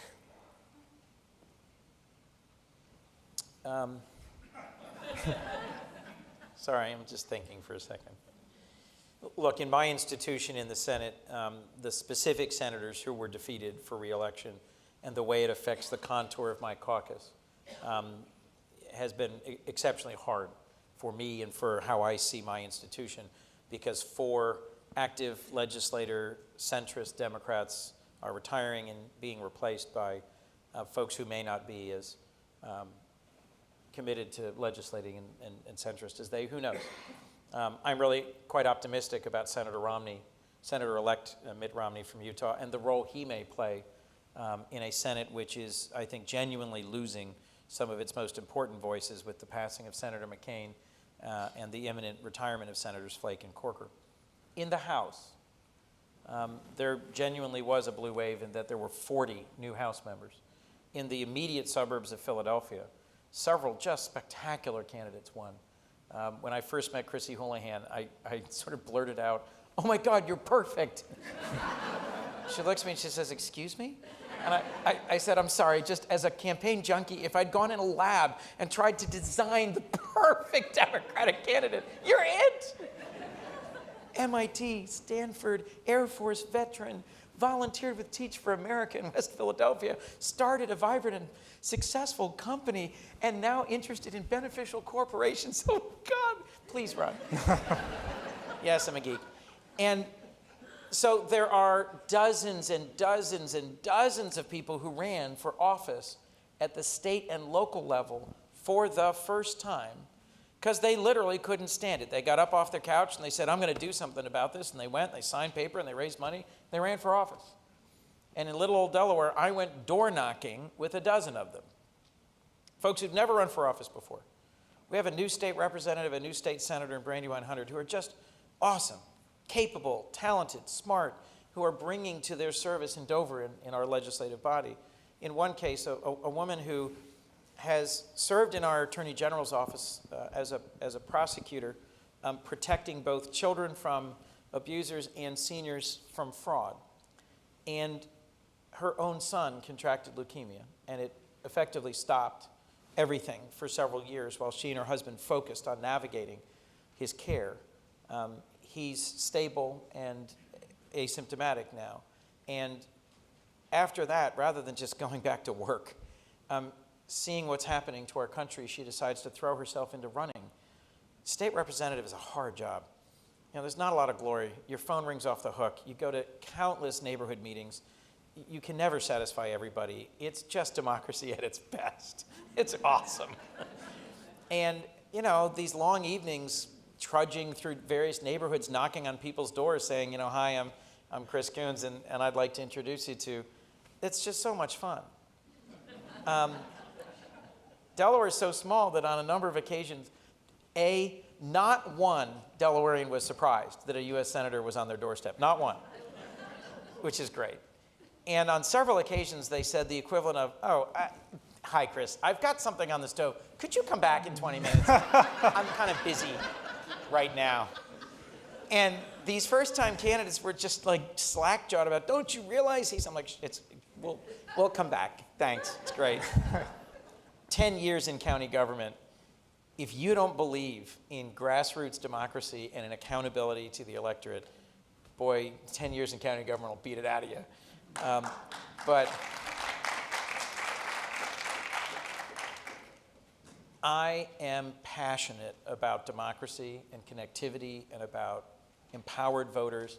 And somehow, what gives me some hope was your question, really. I'm sorry, I'm going on a great length. No, that's great. What gives me some hope is really not so much a few great candidates in the House and the blue wave and the Democrats retaking control of the House, but it's much, much more the same thing that drove Chrissy Houlihan to get up off her couch and hurl herself into running for this crazy place called the House of Representatives is what made Krista Griffith, is what made a number of candidates, mostly women, run statewide or local in Delaware for the very first time. David Singleton's here with us this evening. He was my chief of staff and I was county executive. And I still don't know how I deserved just how hard you worked and how much you brought to that work. But, you know, David's one of those heroes of local service who literally spent decades of his life making our city better, making our state better, making a county better. That's the kind of thing that inspires me, is people like David who show up at 5 a.m., has his midday meal at like 7:30 a.m., and is grinding away at 6 p.m., and really just to make our community a better place. So I believe deeply in our constitutional democracy, in our republic, in our order, and in the importance of the values that underlay it. We wouldn't have this society today without a culture that understands and values rule of law and separation of powers. These are phrases that your average American, just chatting at a Wawa or standing on their porch, it comes up in conversation. And people get that we are in a dangerous, in a difficult place, that the waters are deep and getting fairly rough. They don't know how to fix it, but an awful lot of people decided the way to fix it was to get up off their couch and go vote. There are some intriguing ideas about how we might vote differently, as Maine just did. There's some challenges about how we might weave ourselves back together and re-empower our committees and more junior members and get some of the power out of the hands of the suite of the majority and minority leader, the Speaker and the minority leader in the Senate and the House. There's things we have to do to reclaim some of Congress's power from the executive. And the little batting on the nose that the President took today as we passed by an overwhelming majority the resolution on Yemen is one hint of that. There's a lot of work to do.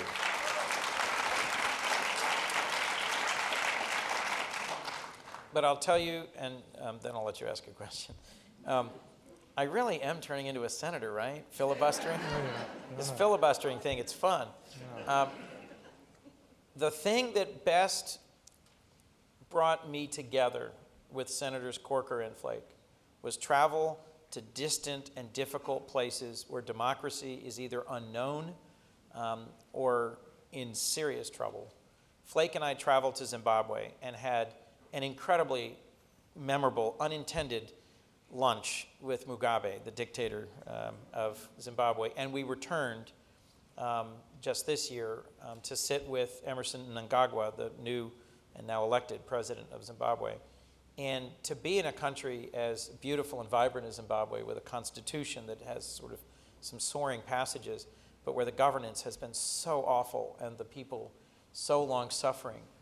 On the long trip over and the long trip back, in between meetings with human rights activists, with judges, with people in the minority party who literally risk their lives for democracy every day, that's the moment where someone like Jeff, who we share virtually no political, he's very conservative. He's a genuine, deeply conservative man, but a really good person. And he loves this country, and he cares about it, and he gets what it means. It's in places like that, traveling to Afghanistan with Bob Corker, traveling to Zimbabwe with Jeff Flake, that you look back on our country from the perspective of halfway around the world and realize how fragile and special and demanding democracy is. It is not an observer's sport. It is not fodder for social media. It is not played best by tribes. It is only sustained by an informed and empowered electorate that owns it and builds it and makes it. And only if we send representatives to Washington who are more interested in the vibrancy of our democracy than in their own re-election do we have any hope of survival. So, what would you like to talk about? Senator Coons, you have to get to your next appointment, and I have to say, for inspiring all Americans to live up to the better angels of our nature, for your pledge to have constitutional debates with your fellow Madisonian co-chair, Senator Lee, and for being exactly the kind of senator that James Madison hoped for, please join me in thanking Senator Chris Coons.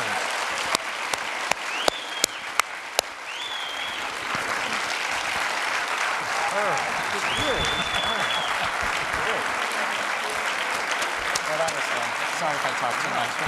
Look at this. Thank you.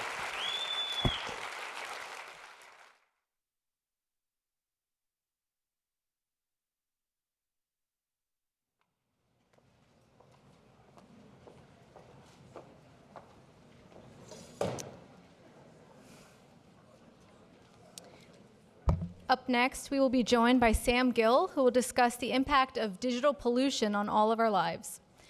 Sam Gill is Vice President of Communities and Impact for the Knight Foundation, where he pursues research on the broader context of Knight's work and the impact of Knight-supported programs. Prior to joining the Knight Foundation, Sam served as Vice President of Friedman Consulting, where he provided leadership for many of the firm's projects. Please join me in welcoming Sam Gill.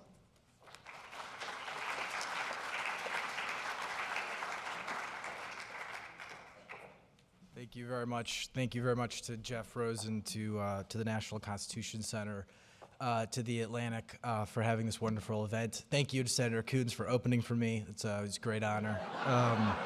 So consistent with our political discourse today, I'd actually like to begin my remarks in the gutter, as it were, by way of a short anecdote. In the 18th century, London had a crap problem, literally. Mass quantities of human waste, industrial contaminants were pouring into the Thames. It actually smelled so bad that Parliament was unable to hold hearings on many occasions. But the inconvenience was actually the least of the problems. Periodic cholera outbreaks had by the 1850s claimed tens of thousands of lives in London alone. So crap, which for millennia had really just been a human inconvenience, had become a social problem. And social problems require collective and social solutions. And that's what London pursued. In the end, what they did was to build a fully integrated sewer system, and it worked. It worked perfectly. And by the 1870s, governmental authorities across the industrializing nations were starting to come to the same realization that London had. So in response to this growing crap problem, they gave a more specific meaning to an older word. They started calling the various types of industrial waste pollution, the word that we use today. Today, what I want to talk about is a new kind of pollution problem, the problem of digital pollution, a concept that I've been developing in collaboration with innovator, technologist, and executive Judy Estrin to describe the kind of collective anxiety many of us are expressing these days about the negative consequences of digitization. And Judy and I actually believe that our ability to manage or not this phenomenon of digital pollution will be among the defining issues of our age, and it may well determine the future course not only of our democracy, but potentially liberal democracies in general. So today what I want to talk about is sort of what digital pollution is, some of the attributes that make it unique, and a few thoughts on how organizing around this concept might actually help us to manage and address the deleterious effects of digital technology on our lives without relinquishing the benefits, of which there are many. So at this stage, it should be clear to us that digital technology has some substantial downsides, from privacy violations to harassment and abuse, to the instigation in some cases of actual physical violence through misinformation and manipulation. But I actually think it's our host, Jeff Rosen, who put the democratic implications best in his recent article, which has been handed out to all of you from The Atlantic. And since he's elevated so many voices tonight, I think it's only fair to elevate his. So he writes, Twitter, Facebook, and other platforms have accelerated public discourse to warp speed, creating virtual versions of the mob. Inflammatory posts based on passion travel farther and faster than arguments based on reason. Rather than encouraging deliberation, mass media undermine it by creating bubbles and echo chambers in which citizens see only those opinions they already embrace. We are living, in short, in a Madisonian nightmare. Some recent polling that we've actually conducted at Knight Foundation in collaboration with the Gallup organization suggests that many Americans actually agree with this sentiment. So in a survey actually of 20,000 across the country, 58% say it's harder today to be informed rather than easier due to the plethora of information and new sources of information available. 73% of Americans say the spread of inaccurate information on the internet is a major problem with news coverage today. And in a survey of over 3,000 college students, these are digital natives, we found that 83% say it's too easy to say things anonymously on social media. 59% say social media stifles free expression due to reprisal and harassment. And 82% say that social media is responsible for a rise in hate speech. And all of these numbers are trending in the wrong directions. So how do we get out of this Madisonian nightmare? Well, Judy and I actually think that there are some parallels between industrial and digital pollution that can help us make sense of the tension between the good and the bad of our digital lives and perhaps provide a path to strengthening our democracy. First, like industrial pollution, much of the bad of digital pollution is coexistent with the good. So more convenient and tailored services, that requires digital surveillance. When it comes to echo chambers and mob mentalities, in many ways, Me Too and Black Lives Matter use the same tools as white nationalists and Holocaust deniers. Both use online community to affirm and to validate individuals. And both use the megaphone of social media to spawn sustainable movements. When it comes to expression, greater access to information and expression than at any other time in history also means more negative expression and a more challenging information environment, at least so far. Second, pollution is at its most toxic in its aggregate effect. This is most clear in the case of climate change. The ethical implications of carbon emissions escalate when the fate of the whole climate is at stake. Similarly, while an individual act of hate speech or trolling has negative ethical ramifications, the real crisis is the mass intensification and the sum total of this expression and its potential effect on the character, the actual character of our democracy. Third, digital pollution, like industrial pollution, is an example of what economists would call an externality. An externality is a cost or a benefit that affects someone who doesn't choose it. So when our taxpayer dollars go to clean up a toxic waste spill, we're basically paying the price for an industrial cost that some producer chose to incur. And this is an acute issue with digital pollution, and it comes into vivid relief when major technology companies make the relatively brazen statement that, quote, "we're just platforms," which they say a lot. And literally what they mean is this: we, the companies, are a mere site for activity. The The activity belongs to our, quote, users. Well, your users, who are also people and citizens, are able to pollute at scale, to spread misinformation, to troll, to harass, etc., because your platform exists. Yet by calling themselves just platforms, these companies often voice the democratic costs of their services onto us, the democratic costs onto us as a society. Fourth, digital and industrial pollution have an optimal point of occurrence. We tend to think of pollution as something that needs to be eradicated. It's not. By almost every measure, our ability to tolerate some pollution has actually dramatically improved society. Population, wealth, infant mortality, lifespan, morbidity, all of these indicators have dramatically tended in the right direction since the Industrial Revolution, since we could pollute at some scale and produce goods. So pollution is really the byproduct of systems intended to produce a collective benefit. And that's why the study of industrial pollution itself is not a judgment on whether the actions are good or bad. Rather, it's a mechanism for understanding so that we, all of us collectively, have a say in how much pollution to allow and what to do about its toxic effects. And that's really the key issue in this analogy that I'll return to in a moment. But before I do that, I'd just like to explain briefly sort of why we need a new management mechanism and why our existing rules and norms around online activity may not directly apply. So direct-to-consumer retail, advertising, the provision of news, finding a place to stay, all the things you do online, they're not new services, and they're not even really new as data services. So what's different about the internet? And I really think there are sort of three things that are key, and I'll just provide brief detail on each here. The first is scope. The reality is that today our digital experiences now touch most aspects of human experience and do so often in very intimate ways. We live our work and our social lives practically through our screens. We meet our friends, our lovers, our future spouses through these screens. Second is the issue of scale. The internet creates instant connectivity and is highly participatory, both of these things. And so as a result, the flow of information and interaction may really exceed safe human management. And a critical driver of this scale is the low cost of entry. Anyone can now rent their apartment, sell their junk, post an article or idea, or just amplify sentiment simply by hitting like. Much of what we do online feels free, has almost no input costs. And the third challenge is that of complexity, in particular the increasing complexity of algorithmic and artificial intelligence systems. These large-scale systems cannot be audited in clear ways to identify sources of error. When they go wrong, we can't see them from a kind of God's eye point of view that will tell us what happened. So this combination of scope, of scale, and of complexity has sort of led to changes that are more profound in many ways than the transition from agricultural to industrial society over a much shorter period of time. And we are incredibly ill-equipped to manage this transition, including the people who have created this technology, and that's really where the problem lies. Right now, the major internet companies treat many of the profound social choices implicated in their platforms as their decisions to make. This is a critical distinction. You only need to look in a passing way at the controversies of the past year. InfoWars, misinformation on Facebook, privacy breaches, these are treated as individual company decisions. And as a result of this, we end up going along with the commercial pressures that these companies face toward a kind of technological determinism, that the technology simply must march forward toward less friction, greater ubiquity, and more convenience. It is treated as inevitable that there must be billions of posts, billions of pictures, billions of videos. And when these same corporate leaders talk to institutional investors in quarterly earnings calls, typically what they focus on is more users, more engagement, greater activity. That's what's rewarded in the stock price.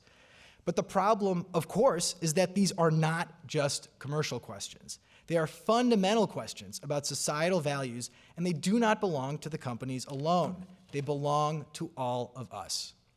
So where do we go from here? What do we do about that? Well, Judy and I in our work really believe that the critical choice right now is this.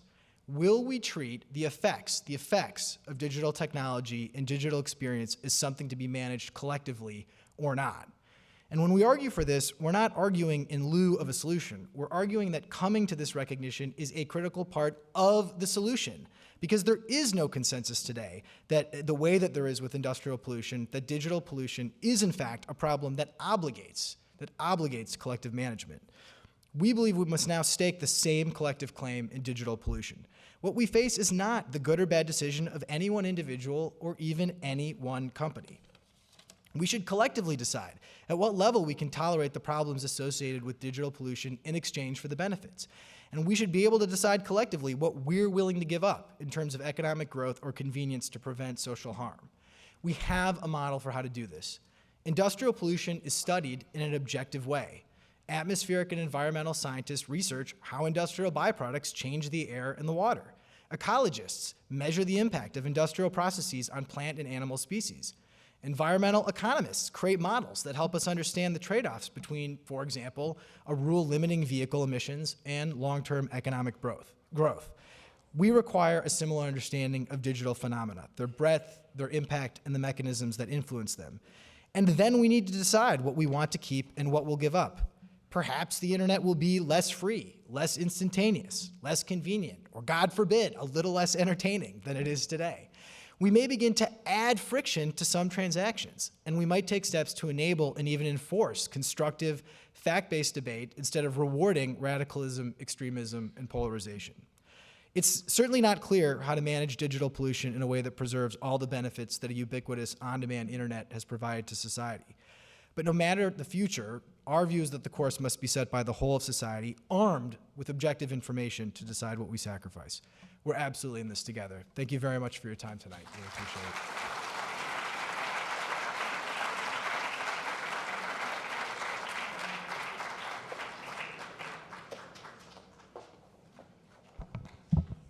For our final panel discussion, Jeff Rosen will lead a conversation with leading scholars tackling the big question of the evening: what would Madison and the framers think of democracy today? Joining Jeff for this discussion is Colleen Sheehan, professor of political science and director of the Matthew J. Ryan Center at Villanova University.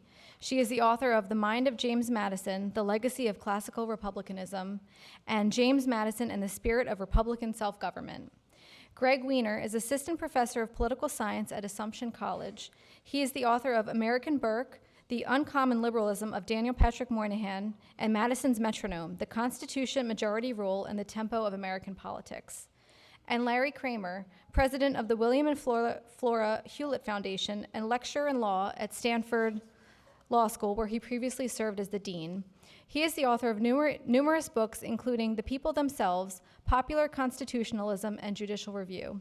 Please join me in welcoming Jeff Rosen, Colleen Sheehan, Greg Weiner, and Larry Kramer.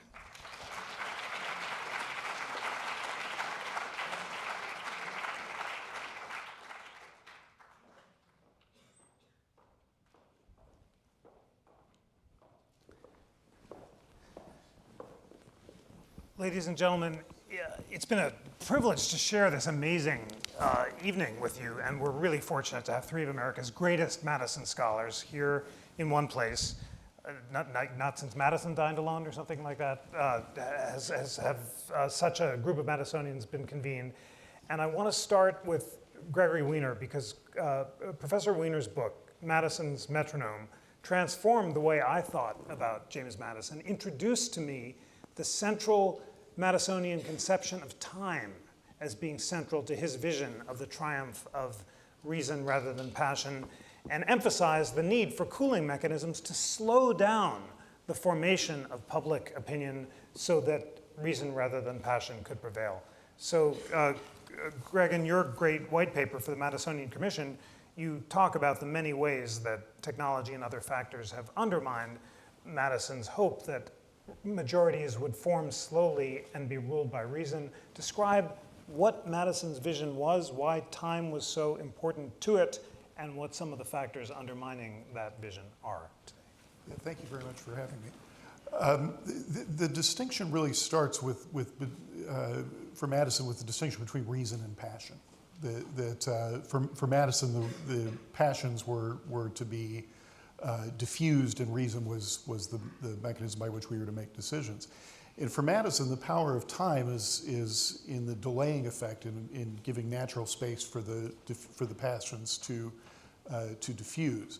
So Madison gives us a series of constitutional mechanisms, but also some fairly organic ones, like the extent of the territory and so forth, in addition to mechanisms like the Senate and things like that.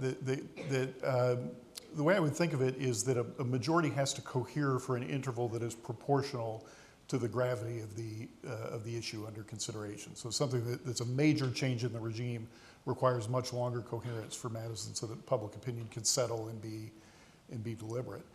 I think the crucial thing to understand is that is a fact of life in Madison's time, that things don't happen quickly.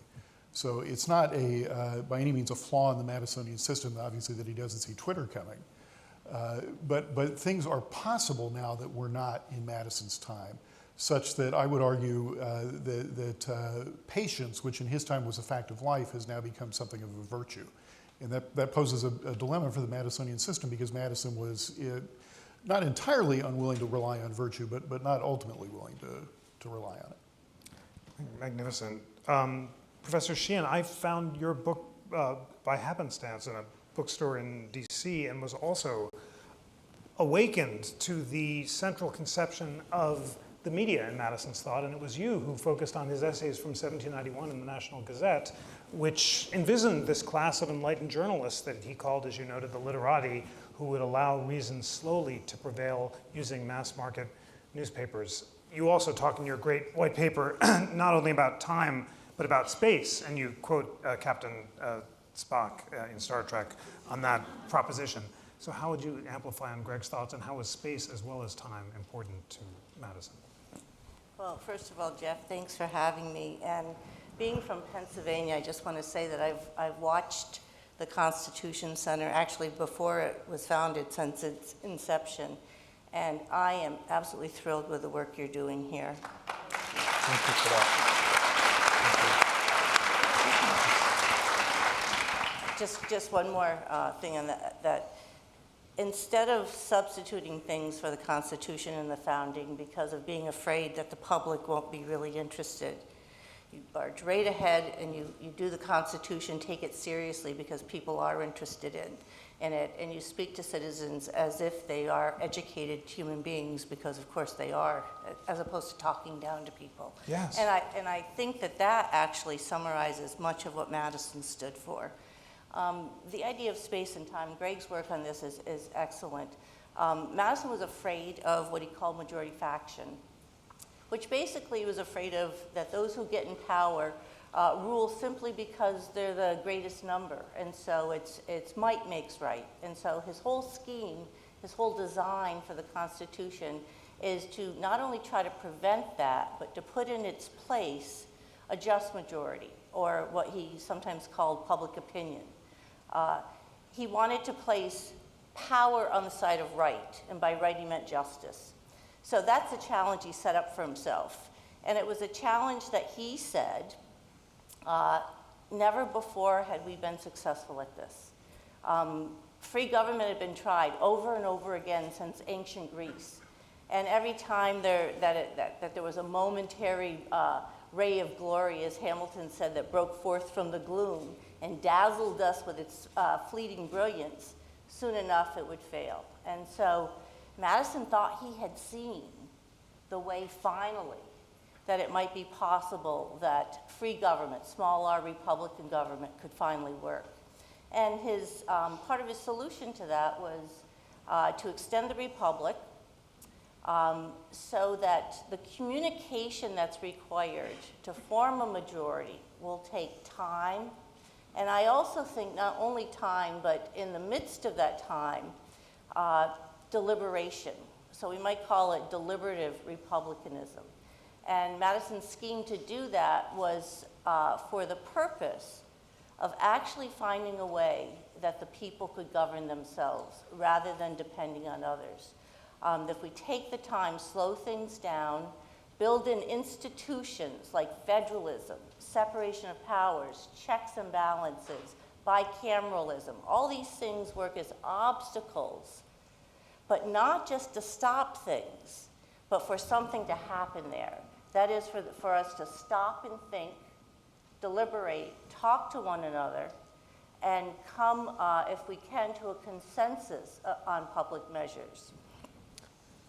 Larry, you have examined Madison's conception of public opinion in your path-breaking book, The People Themselves, and I want to ask you about the relationship between time and deliberation, and is it one or the other, or if we could achieve deliberation quickly would that be Madisonian, or do you need slow formation of public opinion as well as deliberation to be Madisonian? So, by the way, before I answer that, I just have to quickly note, Jeff obviously revealed that he knows nothing about Star Trek, Captain Spock. I don't. I think you're right, Not actually. to mention that Colleen's busted paper me, no. actually quoted from The Next Generation, or I think it's Deep Space Well, there are Nine. these names here: Kim, Janeway, Paris. Are Oh, these, Janeway, these so are it's characters? Voyager. Yeah. And this is a Star TV Trek series fan. or something? Star like Trek that? fan, yeah. Okay, sorry. I was faking it. Yeah, I got it. Clearly, yes. Sorry. So, and let me build off the other Thanks a lot. two. I'm going to twist your question a little, because I think building off of what Greg and Colleen said, we can sort of think about where we are today, because Madison's theory really depends, as Greg says, it's largely around how can we create the circumstances in which we can find that balance where we have actual Republican government, it's popular government on the one hand, but that doesn't fall into all the traps that, you know, they were experiencing in the period prior to the Constitution, where you were getting lots of unjust laws. And so the idea of slowing things down for deliberation, but it depended very, very much on a leadership class. So the idea was there's a conversation that will be happening that is led by the leadership, the political leadership of the country, and the structure of 18th century politics enabled that. So the problem isn't so much time. Things are still taking plenty of time. Nothing happens fast today, right? I mean, bills that get proposed in Congress go on and on and on.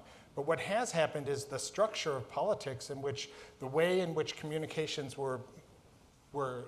got back to the public, the way in which leadership communicated, the space that leadership had to actually deliberate among themselves and then communicate, all of that is what has been changed, so that critical role, there's no space for it any longer. And that's a product, it is partly a product of the way in which, not now the internet, but before the internet even, cable TV and so on had like instantaneous each day communications back on what leadership were doing, and then communications back from the public to them, which left them a lot less space in order to do the kind of deliberating among each other that they needed.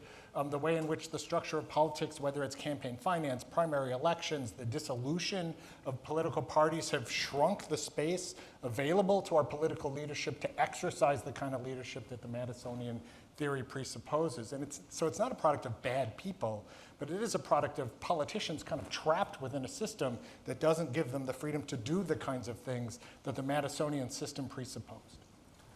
So Greg Larry has put on the table the lack of deference to a leadership class that prevailed at the time of the Constitutional Convention, when both sides are literally locked in a room. There's no tweeting, so you can come to compromise without digging in your positions, and that privacy made the final product deliberative and possible. So tell us more about why it was that Madison thought that deliberation would lead to the formation of reasoned public opinion, and given the speed of communications today, which obviously can't be slowed down, are there other ways of achieving reasoned public opinion in an age of fast communication? Yeah, I think Larry is exactly right that what is accelerated is the formation and the hardening of public opinion. So one certainly could not accuse Congress of acting precipitously on a series of issues. I think Madison speaks in Federalist 10 of refining and enlarging the public views. And he says, Colleen is the authority here on the essay on public opinion, but he says that public opinion is the real sovereign in all governments, and is the real sovereign, in all truly free governments. So he's someone who certainly believes that an elevated public opinion should be sovereign, and if not lead the way, at least should prevail over our judgment. So I think it's important to note that refining and enlarging the public views, which is the role he gives to leaders, still assumes that the public views are the base material with which you're working. Colleen made another point that I think is very important, which is deliberation. So time is, we might say, a necessary but not sufficient condition for a reasoned majority. I do think that time in and of itself does a fair amount of the work for Madison in making that space, insofar as his psychology presumes that passions are in and of themselves by definition short-lived. So one of the things that technology has done, and we can it might be cable news, it might be social media, it might be likely is a combination of all those things, is allows the passions to be renewed and constantly stoked in a way that wouldn't have happened before. So to give you one example of this, Madison sort of reverses Hume's analysis of parties. and says that Hewlett said the ones that you really needed to worry about were the emotional ones that were people devoted to political personalities and so forth. Madison says don't worry about attachment to political personalities because those are fleeting, those are passionate attachments. You can pick your poison of any of the last few presidents, but it would be hard to deny, it seems to me, that somewhere in there are cults of personalities surrounding the presidency and the people who occupy it. So the technology, I think, is enabling that in a way, enabling the passions to be constantly stoked and sustained in a way that Madison doesn't foresee. That seems, that's a very important point, of course, and Colleen, as the expert on Madison public opinion, what of Greg's point? So posts on Facebook that are based on passion and appeal to emotion travel further and faster than those based on reason. So fake news travels faster than real news because an inflammatory headline is more likely to be shared without being read than one that is complicated and appeals to facts.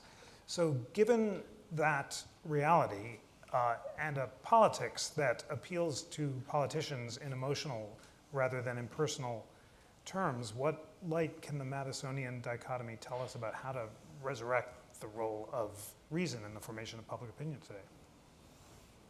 Small question, but we've got about 3 minutes left, so we better solve it. And on to you, Larry. Well, first of all, we were talking this afternoon about the Twitter and Facebook and the problems of social media today, and I agree that these things are problematic in terms of, especially this people being anonymous and saying things that I don't think that they would normally say if they had to attach their name to it. But having said that, I think it's a problem, but I feel a little bit like what Mark Twain said about Wagner's music. I didn't say I thought it was great. I just said it's not as bad as it sounds. That's not fair. So I think those things are problematic, but I think that I don't think deference per se, if I'm understanding what folks are arguing for this, was what Madison was arguing for. Or that he would think was the solution. Gordon Wood originally had this idea that what the Federalists and Madison were trying to do was to create a sort of elite, a distance between the people and the elite, so that we sort of let them alone and let them rule. A kind of, rather than it really being Republican, a kind of aristocracy, or what some people call a ghostly body politic. We say the people are sovereign, but it's really a ghostly body. I don't think that's Madison at all. I think Madison was a genuine believer, genuinely dedicated to free government, to government by the people.